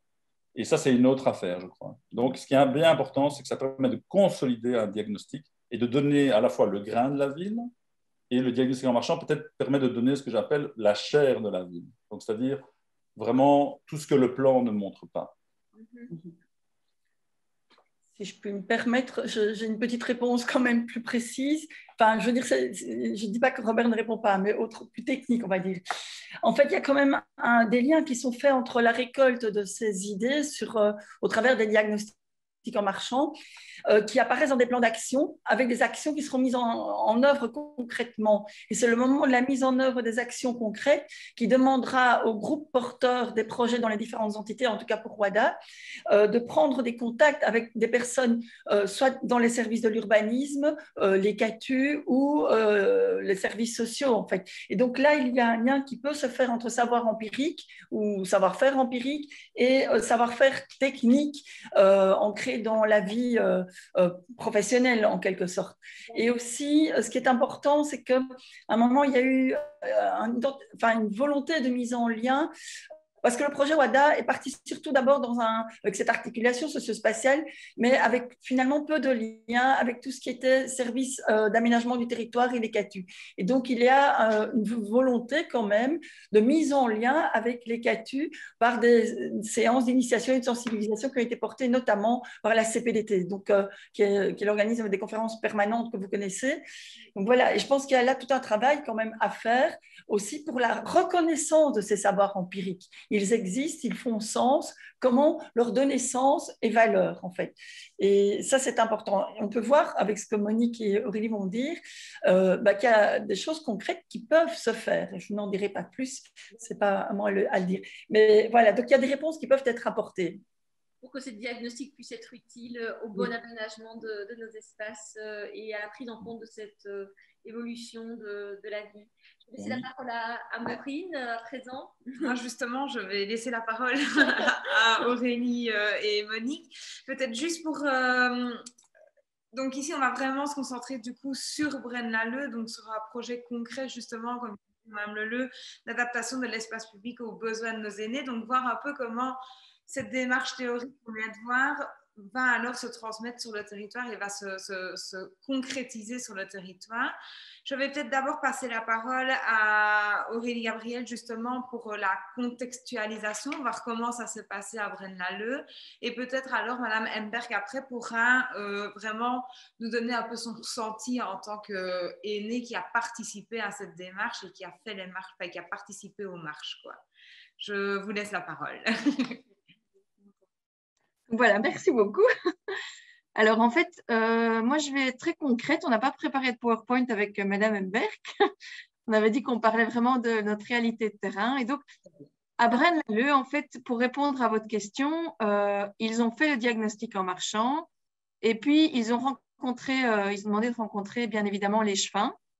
Et il y a des choses qui se sont mises en place. Alors, vous verrez que moi, je vais expliquer le diagnostic en marchant qu'on a fait avec Myriam et Robert dans le cadre de WADA. Et puis, Monique, Madame Emberg, elle va expliquer un projet qu'ils se sont appropriés avec le diagnostic en marchant et que je trouvais ça vraiment très interpellant, quoi. Donc voilà, alors le diagnostic en marchant, chez nous, il s'est passé en août 2017. Donc ça date déjà un petit temps, mais ça a marqué les esprits des aînés. Donc, alors l'itinéraire, donc comme disait Robert, nous, il a été préétabli avec les aînés. Il faut savoir qu'à Braine-l'Alleud, on a fait 3 marches, en fait, le même jour. Parce que le groupe d'aînés trouvait qu'il fallait aller dans 3 parties de la commune différentes pour aller voir des différences de paysages, de structures, de dimensions sociales. Donc, c'est-à-dire qu'on a fait le centre de Braine-l'Alleud et puis on était dans 2 extrémités de la commune où parfois les aînés n'y allaient pas parce qu'ils n'y habitaient pas nécessairement. Donc voilà. Alors, il faut savoir aussi que le jour où on l'a fait, nous, il faisait caniculaire. Donc, c'était pas une catastrophe, mais ça a vraiment ralenti toute la marche. On a fait ça très tôt. Il a fallu prévoir tout ce qui est hydratation, des pauses beaucoup plus grandes. Et donc, notre itinéraire, en fait, on devait en faire 3. On en a fait un réellement à pied.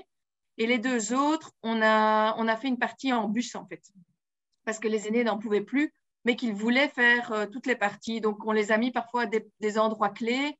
On les sortait du bus, ils allaient voir, ils prenaient des photos, puis ils remontaient dans le bus. Et les longues routes où ils auraient dû marcher le long d'une route ou quoi, ben, ils l'ont fait dans le bus. Ben, voilà, ça, c'est la réalité du diagnostic, c'est qu'il faut faire avec la météo quand on fixe une date. Voilà, Robert dit c'est un diagnostic en roulant. Voilà, il y a une partie, on l'a fait en roulant. Et alors, dans le groupe aussi, il y a une personne qui était hémiplégique, qui vient d'une maison de repos et qui, lui, dans une partie, a quitté le groupe et est parti faire des petites venelles entre des maisons. On avait fait avec Robert, on avait prévu un plus petit parcours. Et donc, lui, il a apporté d'autres choses qui étaient aussi intéressantes qu'il avait pu observer. Alors, il faut savoir que quand ils partent, et je suis d'accord avec Robert, au début, se mettre en route, c'est compliqué. Qu'est-ce qu'on observe? Comment on le fait? Enfin, voilà. Alors, il faut avoir à l'œil celui qui l'organise, d'avoir tout le matériel adéquat. Et déjà, ça déstresse, d'avoir un café quand on arrive, une petite logistique d'accueil. Et puis, quand on se met en route, que tout le monde ait le papier, le papier, le bic, le matériel, faire les binômes en fonction des affinités ou pas. Voilà. Je vois qu'il y a des questions. Alors Madame Pellen posait, c'était une des questions justement que j'allais vous poser aussi, comment s'est constitué, organisé le groupe, comment les personnes ont été recrutées. D'accord. Alors, le groupe, en fait, est parti d'un groupe de travail donc, de WADA qui a été créé un peu plus de 6 mois avant, 1 an même, je crois. Et donc, c'était des aînés qui se sont portés volontaires pour le projet WADA. Et dans le projet WADA, il y a une partie qui est réalisationnaire auprès des aînés de la commune et l'autre partie qui était le diagnostic en marchant. À ce moment-là, il n'y avait pas de CCCA au sein de notre commune. Enfin, c'est un peu compliqué. Il y en avait un, mais qui dormait parce que les gens étaient plus âgés, étaient malades. Il y avait des associations qui n'existaient plus. Et dans ce cadre-là, WADA a un petit peu pris le dessus. Et donc, on n'a pas travaillé avec le CCCA parce qu'en fait, on n'avait personne, à part Monique, qui est dans les 2 groupes, Madame Emberg, et une autre personne, mais on n'a pas réellement travaillé avec le CCCA parce qu'on n'avait pas de relation concrète, enfin d'appui. Voilà. Le groupe vivotait le CCCA, donc il nous fallait quand même un autre groupe. Et WADA, les seniors étaient là, et donc ils étaient vraiment partie prenante pour essayer quelque chose de nouveau. Alors, c'est des personnes qui venaient de tous horizons de la commune. Il n'y avait pas vraiment de sélection. Ils s'étaient proposés, ils étaient partants pour le projet. Donc, on a fait le diagnostic en marchant. Et il y a ce monsieur qui vient d'une maison de repos, qui en fait avant était à domicile, que je connaissais, et qui avait toujours un avis sur la commune. Quand il est rentré en maison de repos, il voulait encore donner son avis, mais il ne savait pas comment le faire. Et voilà, il est rentré dans le groupe. Il y est toujours, et voilà. Et du coup, c'était combien de personnes, plus ou moins Je dirais 12, si je me rappelle bien à l'époque. Alors, dans le groupe aussi, on avait une personne en fauteuil roulant amputé, mais qui ce jour-là n'était pas disponible. Et depuis, malheureusement, il est décédé. Donc, il n'a jamais pu faire le diagnostic en marchant. Et alors, selon la démarche que Robert à laquelle j'ai participé pour le diagnostic de Loup Baladeur, en binôme également, ou est-ce que c'était la même méthodologie? Donc, c'était la même méthodologie que Robert a expliqué. C'était en binôme. Oui. Robert, à un moment, a pris un groupe et est parti faire des photos et sorti du cadre. Voilà, mais ça fait partie de la dynamique de groupe, de se dire, mais la curiosité fait qu'on va voir là, qu'on s'assied peut-être à un endroit qui n'était pas prévu.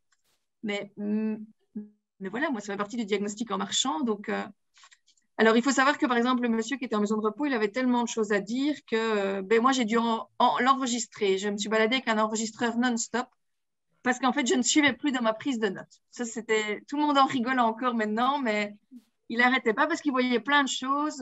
Robert a montré une photo où justement, il traverse et en face, il me dit, regarde, il y a un arbre, est-ce que tu veux que j'aille sur cet arbre? Enfin, voilà, c'était très, très intéressant. Alors, les autres groupes, ils étaient par 2. Et donc, ils avaient à chaque fois certaines choses à observer. Ils ne devaient pas tout observer parce qu'on trouvait ça énorme. Et donc, ils avaient des thématiques. Donc, l'équipe 1 avait comme thématique les voiries, les trottoirs et les passages piétons. Donc, que constatez-vous au sujet des voiries, trottoirs, passages pour piétons? Que pensez-vous de la propreté? et que voyez-vous en termes d'accessibilité spatiale? Donc, point de vue des trottoirs, point de vue de la voirie. Le groupe 2, avec que constatez-vous au sujet des transports publics, gares, bus, arrêts? Que pensez-vous du mobilier urbain, bancs, éclairage, poubelles? En règle générale, que voyez-vous en termes de mobilité et que pensez-vous de la sécurité au sein de la commune? Ça, je peux vous envoyer les questions, enfin, comme ça, voilà, vous aurez plus facile. L'équipe 3 avait que constatez-vous au sujet des centres culturels, sportifs et des espaces de loisirs, d'activités? Que pensez-vous des espaces publics et au sujet des façades, les tags, les fresques? Il y en a à Braine-l'Alleud. Ensuite, il y avait une autre équipe qui avait tout ce qui était bâtiments publics, administration, contribution, les commerces et les services, coiffeurs, pédicures, kinés. Et qu'est-ce que vous observez au sujet de l'hôpital, des maisons de repos et autres services de soins de santé? Il faut savoir qu'à Braine-l'Alleud, il y a un gros hôpital. Et donc, voilà, il fallait un petit peu observer qu'est-ce qu'il en était. Alors, et la dernière équipe, elle avait, qu'est-ce qu'on regardait au niveau des espaces citoyens, des lieux de culte, de l'accessibilité sociale et des relations sociales, des signes de convivialité. Alors, chaque groupe avait ses observations, mais ce n'est pas pour ça qu'ils n'interagissaient pas entre eux, parce que bien entendu, à un moment, ils sont fatigués, ou ils se rendent compte qu'on a pris un chemin et qu'il y a une grosse côte qui n'était pas prévue. Donc, je me rappelle toujours, il y avait un endroit où on était fatigué et en fait, on s'est rendu compte qu'il y avait des petits murets. Myriam s'en rappelle aussi très bien, même Lele s'en rappelle. Des petits murets. Et en fait, on s'est tous assis à des hauteurs différentes et il n'y avait pas besoin de banc. Donc, il ne fallait pas nécessairement acheter un mobilier urbain, mais il fallait dégager la place pour pouvoir bien s'asseoir et les murets étaient vraiment bien situés. Donc voilà, il y a des petites choses comme ça qu'on ne sait voir qu'en marchant et qu'en faisant le diagnostic, en fait. Merci Aurélie. Je vois qu'ici, il y a quelques questions qui viennent d'être posées. Madame Pelen pose la question de qui a réalisé ce questionnaire. Est-ce que vous pouvez nous aiguiller à ce sujet? Alors, ouais. Donc, attendez, le circuit tracé et non circuit. L'esprit tracé et non... Robert, là, je ne comprends pas, mais ce n'est pas grave. Tracé. Non, mais oui, disons que c'est un tracé, c'est une intention préalable. Et puis, comme tu dis, à un moment donné, il y a des latitudes possibles. Et donc, à un moment donné, il y a des écarts parce qu'il y a des circonstances qui font que... Tout à fait. Voilà. OK. Alors, qui a fait ce questionnaire? Le questionnaire a été réalisé avec les aînés, avec Robert et Myriam. À force d'analyser les cartes et en fait, en faisant suite aussi au questionnaire précédent qui avait été réalisé auprès des aînés de la commune, où il y avait certaines thématiques qui ressortaient ou que les aînés s'interpellaient sur certaines choses comme le mobilier, les bancs, où il y avait des passages pour piétons, il y avait les trottoirs qui n'étaient pas toujours adaptés. Et donc, on a un petit peu recroisé les données et on les a mis dans des catégories. Ça, j'avoue que Myriam et Robert, voilà, ils nous avaient beaucoup aidés sur cette thématique-là que je ne maîtrisais pas. Donc voilà, mais je veux bien envoyer les questionnaires, il n'y a vraiment aucun souci. Je lève la main. Très vite. J'ai rajouté quelques fiches qui montrent concrètement le diagnostic en marchant, en fait, que je peux montrer sans parler, qui explique tout ce qu'Aurélie a expliqué, en fait, à Braine-l'Alleud uniquement, qui répondra peut-être à certaines questions de Madame. Mais, donc, je vais partager, mais je ne parle pas, je montre. C'est tout. Voilà. Incroyable. Oui, c'est possible, c'est possible. Donc, parce que ça vient en soutien de tout ce qu'Aurélie a dit et j'ai les slides, en fait. Donc, voilà, pas de tout, mais d'une partie de tout ce qu'elle a dit. Voilà, et maintenant, je vais juste montrer, comme ça, on peut regarder. Et en même temps, échanger avec Madame. Madame, je lis parce que votre mail est dense. Donc, vous avez évoqué la question, je pense, du diagnostic en pédalant et de la prise en compte, notamment de la mobilité à vélo, si c'est bien ça. Et donc, est-ce qu'il y a cette prise en compte de cette mobilité douce dans le processus des marches? Alors, la mobilité douce, moi, dans le groupe, pour le moment, il n'y avait pas, quand on a fait le diagnostic en marchant en 2017, il n'y avait pas réellement de demande. Donc, on ne s'est pas basé là-dessus. Je ne dis pas qu'il ne faudrait pas le faire, mais maintenant, dans le groupe, j'ai 2 personnes qui font plus de vélo et donc qui, eux, se sont imprégnés du diagnostic en marchant et donc reviennent en réunion en disant alors, j'ai testé telle piste, j'ai fait ça, là, il y a ça, mais attention, parce que là, avec le piéton, ça n'irait pas. Et donc, voilà. Moi, je trouve ça assez positif de voilà, ces interactions. Je veux dire qu'ils ont compris le principe, ils se le sont appropriés. Alors, on peut le faire en roulant, on peut le faire avec des poussettes. Enfin, moi, je pense qu'une fois qu'on se l'approprie, que le groupe se l'a approprié, ils peuvent en faire ce qu'ils veulent et l'utiliser de plusieurs façons possibles. D'ailleurs, je pense que Monique, après, va vous expliquer une autre chose. Et donc, ce serait intéressant de l'écouter, en fait. Madame Chautelet, je reposerai d'autres questions que vous avez émises dans le mail. Et je propose à présent de passer la parole à Madame Ambert, que je remercie pour sa présence. Madame Ambert n'a pas de caméra, donc vous ne pourrez pas la voir, mais on pourra l'entendre. Madame Ambert, est-ce que vous pouvez nous faire un retour de terrain de cette expérience? Comment avez-vous vécu ce diagnostic en marchant à Braine-l'Alleud? Il a été très intéressant, ce diagnostic en marchant. Depuis, nous avons lié plus de liens entre nous en partageant nos découvertes et en partageant les difficultés et les plaisirs de notre commune de Braine-l'Alleud. Alors, ce questionnaire qui avait été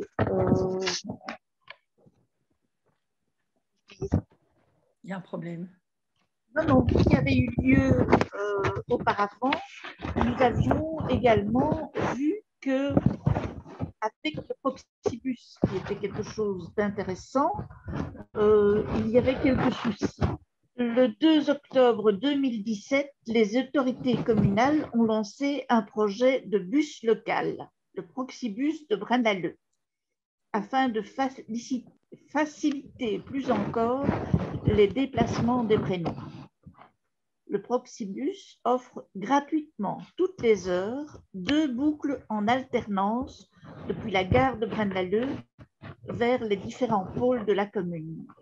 Il complète ainsi l'offre des lignes régulières proposées par le TEC. Il circule aux heures creuses de 9 à 16 heures du lundi au vendredi. Le voilà. La commune, en 2018, la commune lance un appel à projet au budget participatif extraordinaire. L'ADA s'y inscrit.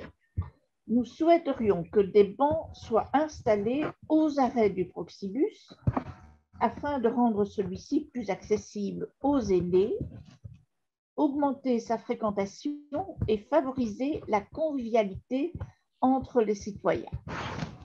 Le projet est retenu par la commune et soumis à la consultation des citoyens via les CODUA.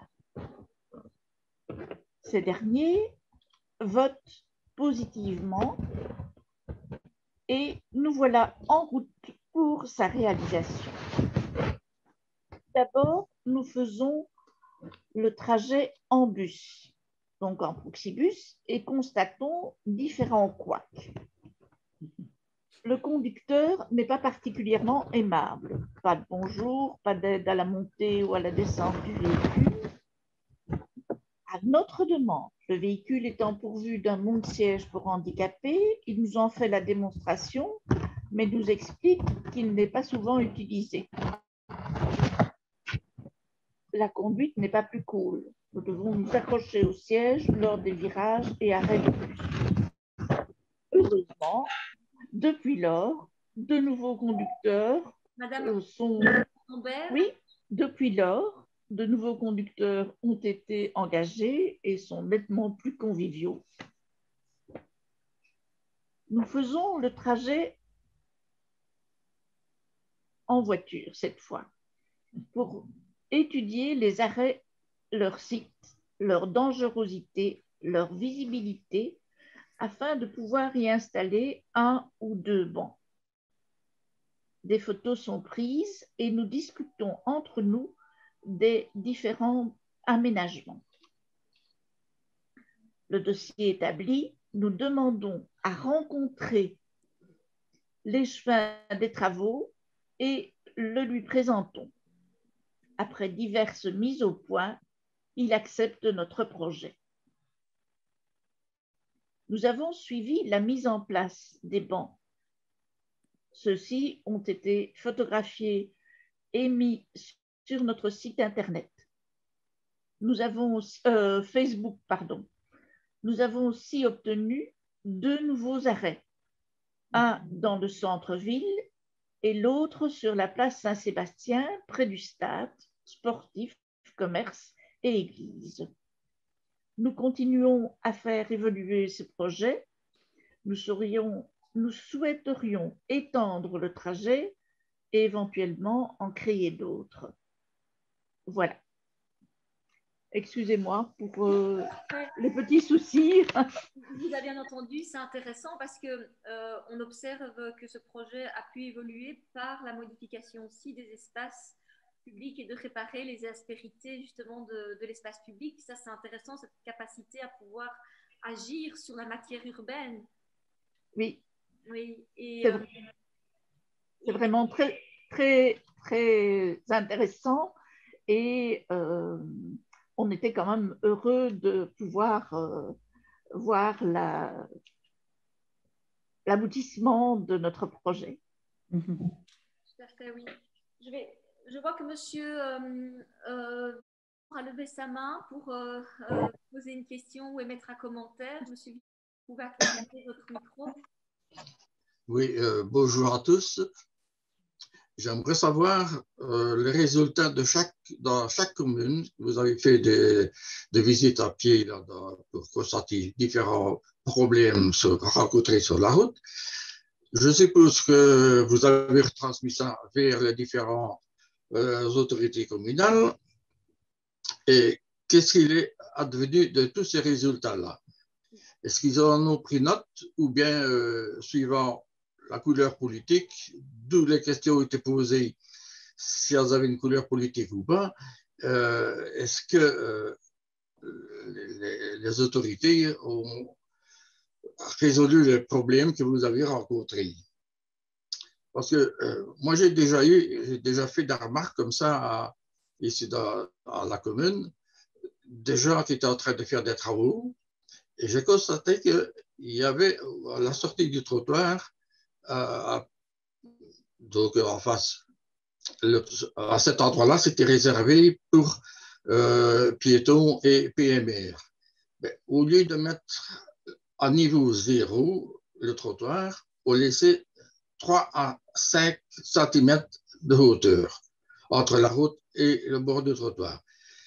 Quelqu'un qui a un passage à piéton là en face, qui s'amène avec une voiturette, ben, c'est impossible de passer de la voirie au trottoir.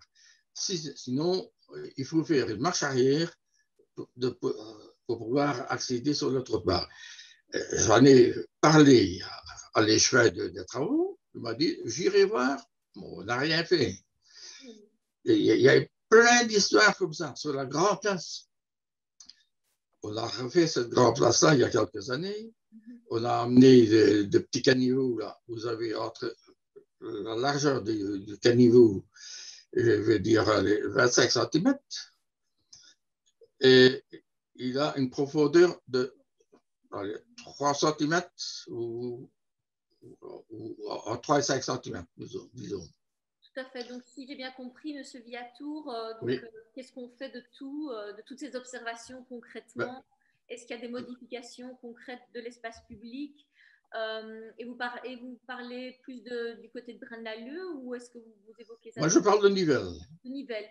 Mais je suppose qu'ailleurs, c'est pareil. Hein? Oui, tout à fait. Donc, concrètement, comment est-ce qu'on fait, comment on utilise cette matière des diagnostics en marchant pour réparer, repriser nos espaces publics? Je vois que Aurélie a levé la main. Peut-être que tu peux répondre à M. Viatour. Moi, encore une chose, moi, je pense qu'au départ, quand il y a un projet, les gens qui réalisent ce projet devraient penser à ces histoires-là. On devrait leur apprendre dans les écoles. Et les architectes, c'est la même chose. Ils n'y pensent pas du tout, ni l'urbanisme non plus. Tout à fait. Ben, il y a deux questions intéressantes que vous soulevez. Donc, la prise en compte du savoir-faire empirique donc de ces observations des marches et comment est-ce que dès l'amont, on peut former des architectes, les futurs urbanistes aussi, à la prise en compte du vieillissement de la population. Et ça, c'est une question que je proposerai que Robert ou Madame Leleu peut répondre. Mais avant, peut-être, je laisse la parole à Aurélie qui souhaitait peut-être intervenir sur la première partie de votre question. Oui, en fait, ce que j'aurais souhaité dire, c'est que à la base, quand le groupe en fait a noté toutes ces observations, ils ont fait un petit dossier et puis ils ont proposé à l'Échevin de venir à la réunion, de venir à une réunion pour justement qu'ils expliquent toutes leurs modifications, leurs propositions, leurs suggestions. Dans un premier temps, il faut savoir que l'Échevin était, je dirais, un peu sur ses gardes en train de se dire il y a un groupe qui va m'attaquer. Je pense que c'est peut-être légitime dans son rôle d'Échevin. Mais après, il a vu que nos observations étaient construites. C'était pas j'ai décidé de râler pour le petit bout de trottoir qui est devant chez moi ou pour quelque chose que j'ai vu. Enfin, voilà. Et je dirais qu'il y a une relation de confiance maintenant qui s'est mis avec l'Échevin de la mobilité, où il réfléchit, par exemple, les bancs. Quand pour le Proxibus, on a expliqué où est-ce qu'on souhaitait des bancs, il nous a dit pourquoi là, et on lui a dit, écoutez, en faisant l'analyse du Proxibus, en le prenant et en interviewant le chauffeur, on suggère là, parce qu'il y a beaucoup de personnes qui montent et qui descendent, tandis qu'à d'autres endroits, il n'y a quasiment personne, parce que c'est pas le zoning, mais c'est un endroit où il y a plus des entreprises. Et donc, il a commencé à se dire qu'en fait, nos observations étaient quand même pertinentes. Pourquoi est-ce qu'on lui demandait un banc à un certain endroit? C'était aussi parce qu'il fallait s'asseoir, mais il fallait aussi pouvoir voir le bus. Alors, mettre un banc, par exemple, pour le Proxibus et ne pas voir le Proxibus arriver, ou mettre le banc trop loin, ben, l'aîné, il n'a pas le temps de se mettre en route, de se mettre debout et d'aller à l'arrêt du Proxibus. Et donc, il a commencé à analyser différemment les choses. Alors, c'est peut-être un détail, mais il a même pensé, lui, à la luminosité. Il a dit mettre un banc à l'ombre, ça ne sert à rien. Donc, il faut, j'entends bien vos critères, ça je me rappellerai toujours, il a dit, il faut qu'on puisse le voir, il faut pouvoir démarrer, mais il faut pour moi qu'un banc soit au soleil, parce que sinon, les gens n'y vont pas quand c'est à l'ombre. Et du coup, ben, il a placé des bancs parfois là où on lui demandait à un arrêt, mais à cet endroit-là, ce n'était pas toujours l'idéal, mais on voit le bus arriver. Il y a des choses qui ont changé, en tout cas dans notre commune. Alors, il est en questionnement aussi par rapport à d'autres modifications. Je pense que c'est un Échevin qui est assez ouvert à la discussion et qui a vu que le groupe n'était pas dans une idée de révolte, mais plutôt de construction et de se dire, voilà, nous, on a appris ça et on veut le partager avec vous. Qu'est-ce qu'on peut faire? Il y a aussi une manière de se positionner quand on parle aux Échevins qui est vraiment de se dire on n'est pas des militants, mais on vient quand même expliquer ce qu'on a observé et qu'est-ce qu'on peut aménager. Alors, à l'encontre, les aînés ont aussi compris quelles étaient les contraintes de l'Échevin. Parce qu'il a des contraintes que parfois on ne s'imagine pas en tant que citoyen. Et le fait d'arriver avec nos observations avec un dossier bien construit, mais dans la discussion, ça permet évidemment que lui puisse expliquer ses contraintes et d'avoir un échange constructif. Une fois qu'il explique qu'il n'y a plus de budget ou qu'il y a un budget, mais que s'il en achète plus, il pourra en mettre plus. Et donc, où est-ce qu'on pourra en mettre d'autres des bancs? Moi, je trouve ça réaliste de se dire, on attend peut-être 3 mois, on a 5 bancs en plus et ça fera plaisir aux aînés de mettre des bancs à d'autres endroits. Enfin, voilà. C'était les bancs. On lui a expliqué les trottoirs. Moi, je vois que petit à petit, quand les trottoirs sont faits, ils sont plus larges. On est bien d'accord que dans une commune, on ne saura pas, pour moi, tout refaire, enfin, du début à la fin, tous les trottoirs, etc. Mais en tout cas, ici, je trouve qu'à Braine, il y a une amélioration dans certaines logiques d'urbanisme. Alors, quelque chose de très concret ici, les restaurants ont réouvert ou sont en takeaway avec le Covid. Nous, à Braine-l'Alleud, il y a eu, ça s'est passé il y a 15 jours, en fait, il y a beaucoup de panneaux qui se sont mis sur les trottoirs dans le centre de Braine-l'Alleud, des panneaux publicitaires. Et en fait, les aînés, en se basant sur le diagnostic et en marchant, ont testé les trottoirs. Ils m'ont fait un petit rapport avec des photos en disant « Aurélie, ça pose problème. Nous, on ne sait plus marcher, mais on a vu aussi des familles qui devaient descendre du trottoir avec leurs poussettes pour voilà. Et c'était un danger, il y a des voitures à contresens. Enfin, et en fait, j'ai adoré parce que j'ai eu 3 photos qui expliquaient vraiment bien à la manière de Robert. Enfin, voilà, je trouve qu'ils se sont vraiment appropriés ce diagnostic en marchant. C'est très concret. on a envoyé à l'échevin et l'échevin a dit « je m'en occupe ». Maintenant, les aînés, on a eu réunion la semaine dernière, ils m'ont dit « on te tient au courant si ça a bougé ». Mais à mon avis, ça n'a pas traîné parce qu'il y avait 5 panneaux et en effet, les aînés étaient en danger, mais il n'y avait pas que les aînés, il y avait les familles. Enfin, c'était vraiment très réel de descendre du trottoir, d'avoir une voiture qui vient en face. Voilà. Moi, je trouve que du coup, on a gagné une relation de confiance avec l'échevin qui n'est pas juste je râle et je ne propose rien de concret ou quelque chose de réaliste et je ne tiens pas compte de l'autre. Ici, c'est vraiment un dialogue qui s'est établi. Et je pense que le diagnostic en marchant peut permettre ça parce qu'on ne vient pas avec notre panneau revendicateur, quoi. On vient avec, on a marché, on a observé ça. Enfin, dans le diagnostic en marchant en Braine-l'Alleud, je sais que Monique en faisait partie. Le groupe qui a dû observer la gare de Braine, ils sont sortis de la gare et Robert était présent. Je me rappelle, elles m'ont dit Aurélie, c'est terrible. On sort de la gare et tout ce qu'on voit, c'est des fléchages vers les parkings. Celui qui n'est pas de Braine-l'Alleud ne sait même pas, il n'y a pas un fléchage centre de Braine-l'Alleud ou hôpital, ce ne sont que les parkings avec les surnoms des parkings. Mais celui qui n'est pas de Braine, il ne sait même pas de quel parking on parle parce que voilà, et je trouvais ça très concret. Et je trouve que les panneaux s'améliorent dans Braine. Donc, très bien. Excuse-moi Aurélie, mais c'est très intéressant tout ce que tu expliques, mais le temps passe. Pas de souci. Mais en tout cas, ce qui est intéressant, ce que je retiens de ce que tu expliques, c'est la notion de dialogue et aussi la notion d'échelle d'intérêt général, c'est-à-dire qu'on doit vraiment avoir, et c'est ce qui peut émerger de ces marches, c'est la dimension plus collective et donc de prendre en compte l'intérêt général que représente aussi l'urbanisme et de dépasser parfois l'intérêt privé au-delà du seuil de sa porte. Donc ça, c'est important. Et il y avait une deuxième question que je trouvais très intéressante que M. Viatour a posée, c'est comment, dès les prémices, dès la conception d'un espace public, d'un bâtiment, on tient compte de ce vieillissement de la population et cette diminution de l'autonomie et tout ce qui gravite autour de la question du vieillissement. Robert, je ne sais pas si tu peux apporter des précisions ou des réflexions ou Myriam à ce sujet. Oui. Donc, la formation des architectes et des urbanistes. Tout à fait. Mais avant de répondre à ceci, juste des toutes petites phrases. Je pense que le diagnostic en marchant, c'est déjà se mettre dans le pas de l'autre. Donc ça, c'est vraiment important. Il y a une sorte de déférence quelque part de sa propre considération pour pouvoir, comme le dit Mme Soutlet dans le commentaire, de parler de manière plus large en réalité. Donc ça, c'est important. Et à terme, on voit déjà que ça opère. Alors ça ne vient pas instantanément. On voit que c'est une sorte de lame de fond qui prend de l'ampleur. Et donc, je suis très heureux de voir que ça a foisonné du côté de Braine-l'Alleud pour ces choses-là. Et donc, en réalité, c'est pour essayer d'acquérir au sein communal, mais aussi provincial, voire régional, le réflexe WADA. Donc, c'est-à-dire que dès qu'on installe un programme, même une école ou un espace public, une transformation, donc tout projet nécessite une démolition pour une transformation. Et donc, et une construction, c'est-à-dire qu'à un moment donné, il y a un réflexe à avoir. Donc, c'est une sorte de mise en présence qui est important. Alors aussi, je pense que ce qui est important, et peut-être à la différence des phénomènes qu'on voit avec Peter Street, on se dit ça peut faire l'affaire, je pense qu'il y a plusieurs raisons, en fait, pour prendre une décision de projet. C'est-à-dire on ne peut pas répondre toujours un problème, une réponse.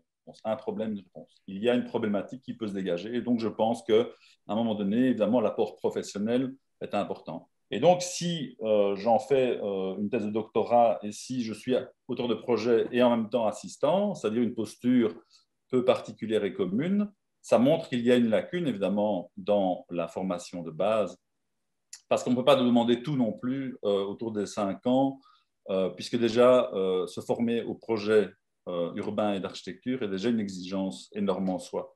Mais c'est pour ça qu'il y a ceci pour en faire une sorte de méthode un peu scientifique pour donner, outiller quelque part les auteurs de projet. Donc c'est en cours, évidemment, ce n'est pas encore fini. En termes de représentation, qu'est-ce que le diagnostic en marchant peut aussi fournir en termes de représentation nouvelle par rapport aux outils classiques qu'on a. Donc. Tout à fait, oui. Et je vois que Myriam, vous avez aussi levé la main à ce sujet. Oui, donc je vais compléter, je dirais plutôt ce que Robert a dit et Aurélie. Bon, donc vous avez vu que j'ai essayé de montrer 2-3 choses qui se sont passées à Braine-l'Alleud avec les slides. Un banc qui n'est peut-être pas celui qui a été placé là suite à l'action Blada, mais je trouve qu'il est assez explicatif à la fois la mise en lumière d'un banc, son placement par rapport au tech, etc. Alors, je dois dire de manière générale aussi que je trouve que les diagnostics en marchant sont quand même un véritable révélateur sur différents plans, à la fois en tant que rencontre entre des personnes, en tant que mouvement cognitif où on retourne vers son passé, sa mémoire, des espaces, mais aussi en tant que moment d'échange et de dialogue avec les pouvoirs locaux. Et au travers des présentations d'Aurélie et Dominique, on entend bien finalement ce dialogue et cette mise en mouvement et même des actions concrètes qui s'élaborent. Mais ça va plus loin que ça, parce que ce que j'observe maintenant, et ça c'est ce que Robert essaie de dire à sa façon, c'est un effet boule de neige en fait. Car si l'on veut bien, la quantité de demandes pour des diagnostics en marchant s'est multipliée fortement, mais nous ne pouvons pas répondre à tout. Mais donc, il y a quand même une sorte de vague qui est en train de se faire, montrant l'efficacité de ce type de démarche. Alors, l'autre chose que je veux dire, c'est je prends ma casquette de professeur, maître assistante en haute école. Dans mon cas, je suis professeur essentiellement pour de futurs travailleurs sociaux, mais aussi pour des infirmiers et infirmières. Et en fait, j'initie surtout les travailleurs sociaux à la démarche Wallonie Amis des aînés et à l'importance de dialogue, et notamment par des mises en mouvement spatiales. Donc, ce que je pense que c'est quelque chose qui peut se faire, c'est-à-dire que de toucher des plus jeunes qui plus tard auront en charge des projets, des structures, etc., pour montrer l'intérêt de l'écoute des personnes, des citoyens, en l'occurrence ici des aînés, par rapport à ce qui leur importe dans l'occupation des espaces.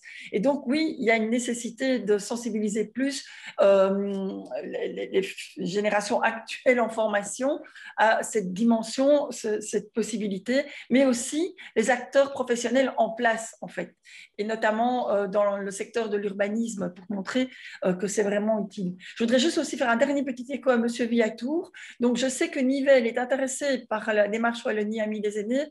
Il m'avait été demandé en septembre de faire une présentation en fait de la démarche. Donc, ça vaudrait la peine, Monsieur Villatour, peut-être en tant qu'aîné. Je ne sais pas si vous êtes membre du CCCA ou d'autres instances, mais comment dire, de taper sur le clou WADA et de proposer un diagnostic en marchant. Il y a un guide Wallonie Amis des aînés qui va vraiment sortir là, incessamment sous peu, dans lequel vous trouvez toutes les explications nécessaires et concrètes pour pouvoir lancer ce type d'action. Donc, le comment faire et ce que ça peut donner. Voilà. Quant à moi-même et à M. Grabchan, je ne sais pas si on peut s'engager encore à venir marcher dans toutes les communes de Wallonie. Ça, c'est un peu beaucoup. Comme, voilà, vous pouvez échanger avec des communes déjà en action, comme Aurélie, en fait. Mais c'est vrai que je pense que c'est vraiment quelque chose qui est important maintenant. Il faut prolonger, voilà, 70 km de savoir-faire. Voilà, oui, présenté par Robert. Alors, on va bientôt conclure parce qu'on arrive, on a dépassé donc un peu le délai de notre rencontre.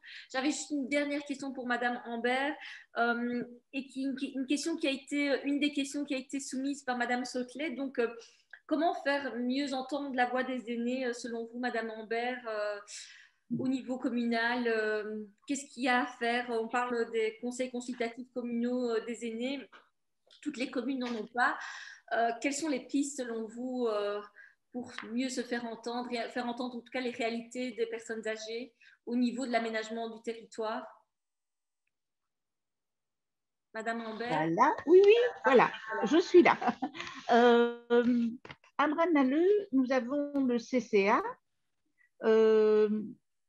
qui fonctionne et nous avons Blada.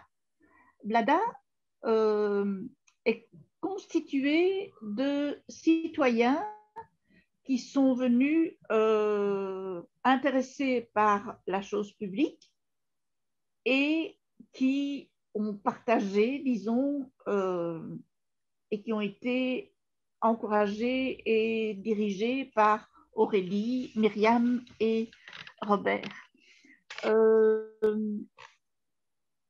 Nous avons beaucoup appris par Blada. Pourquoi? Parce que nous ne connaissions pas toutes les ficelles de la commune et nous avons découvert que, par exemple, pour des soucis de trottoirs, de rues, etc., il y a une une commission qui existe à Braine-l'Alleud, et cette commission voit les soucis qu'il peut y avoir et nous nous adressons à elle quand nous avons quelques soucis. Elle existe et elle accepte nos remarques.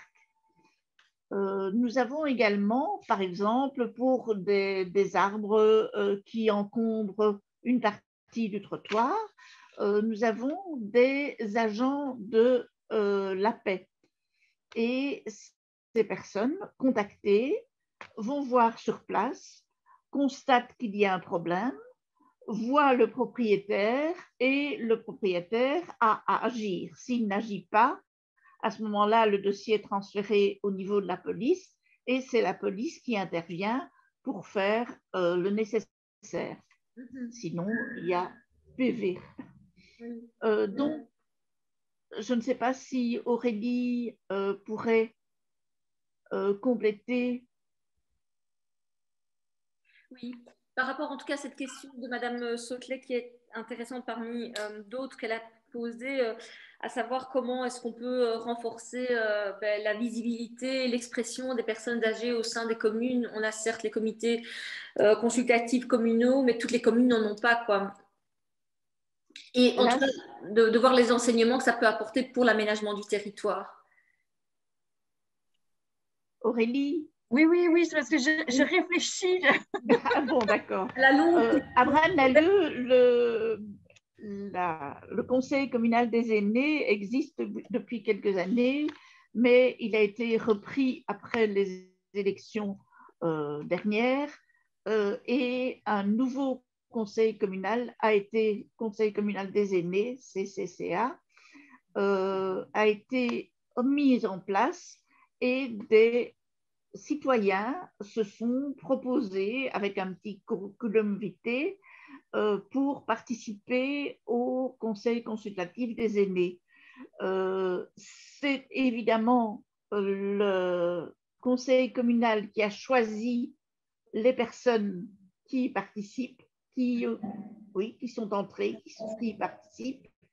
Et quand ils ont des actions ou qu'ils souhaitent faire des actions, ils doivent le proposer d'abord au conseil communal pour avoir leur accord. Nous sommes, en tant que Blada, plus libres de nos actions, mais quand notre dossier est établi, il doit bien sûr passer par le conseil communal pour avoir leur accord. Tout à fait.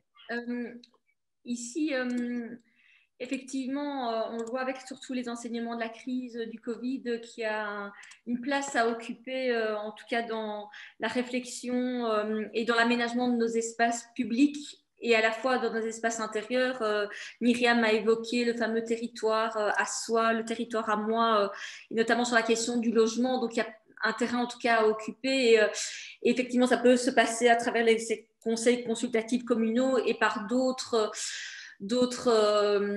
comment dire, initiatives.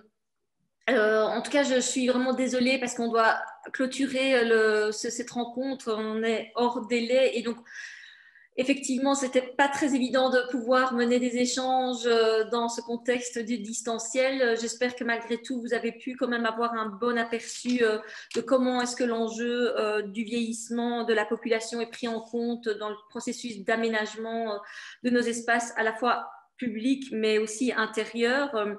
Et c'est une rencontre, voilà, c'est un sujet en tout cas qui est cardinal en Brabant wallon puisque la question du vieillissement est très importante. Donc, on abordera à nouveau lors de nos prochaines activités. Alors, sachez que nous avons beaucoup exploré cette question avec notamment ce mini-midi dont Maureen vous a parlé tout à l'heure et qui a été mené avec Myriam et qui portait plutôt sur la question du logement de nos aînés. Sur cette question, on a organisé aussi un midi d'urbanisme à l'époque pré-Covid et qui portait sur la question du vieillissement, du papy boom en Brabant wallon et comment il conditionne le développement territorial futur. Et alors un projet hyper intéressant qui s'appelle Métamorphose, qui a été exploré dans le cadre de notre revue Espace Vie et qui aborde comment est-ce qu'on peut adapter au fil de la vie sa maison et notamment face au gisement résidentiel qui est très important en Brabant wallon, la 4 façades et comment est-ce qu'on peut pouvoir continuer à habiter chez soi mais en aménageant ces espaces intérieurs aux contingences liées à la réduction de la mobilité et d'autres aspects. Et c'est aussi une façon astucieuse aussi de contribuer à une densification douce du territoire. Donc, c'est un projet qui a été mené en Suisse. Et donc, je vous invite à consulter cette expérience dans cette revue qui a été abordée dans la revue Espace Vie. Et si vous souhaitez avoir ce numéro, on peut vous l'envoyer. Il est également accessible en ligne. Et sinon, il y a d'autres ressources qui sont également disponibles sur demande et on pourra vous envoyer à l'issue de cette rencontre des ressources qui ont été conseillées par Madame Leleu et donc on vous enverra par la suite. Et je vous remercie tous pour votre présence et participation.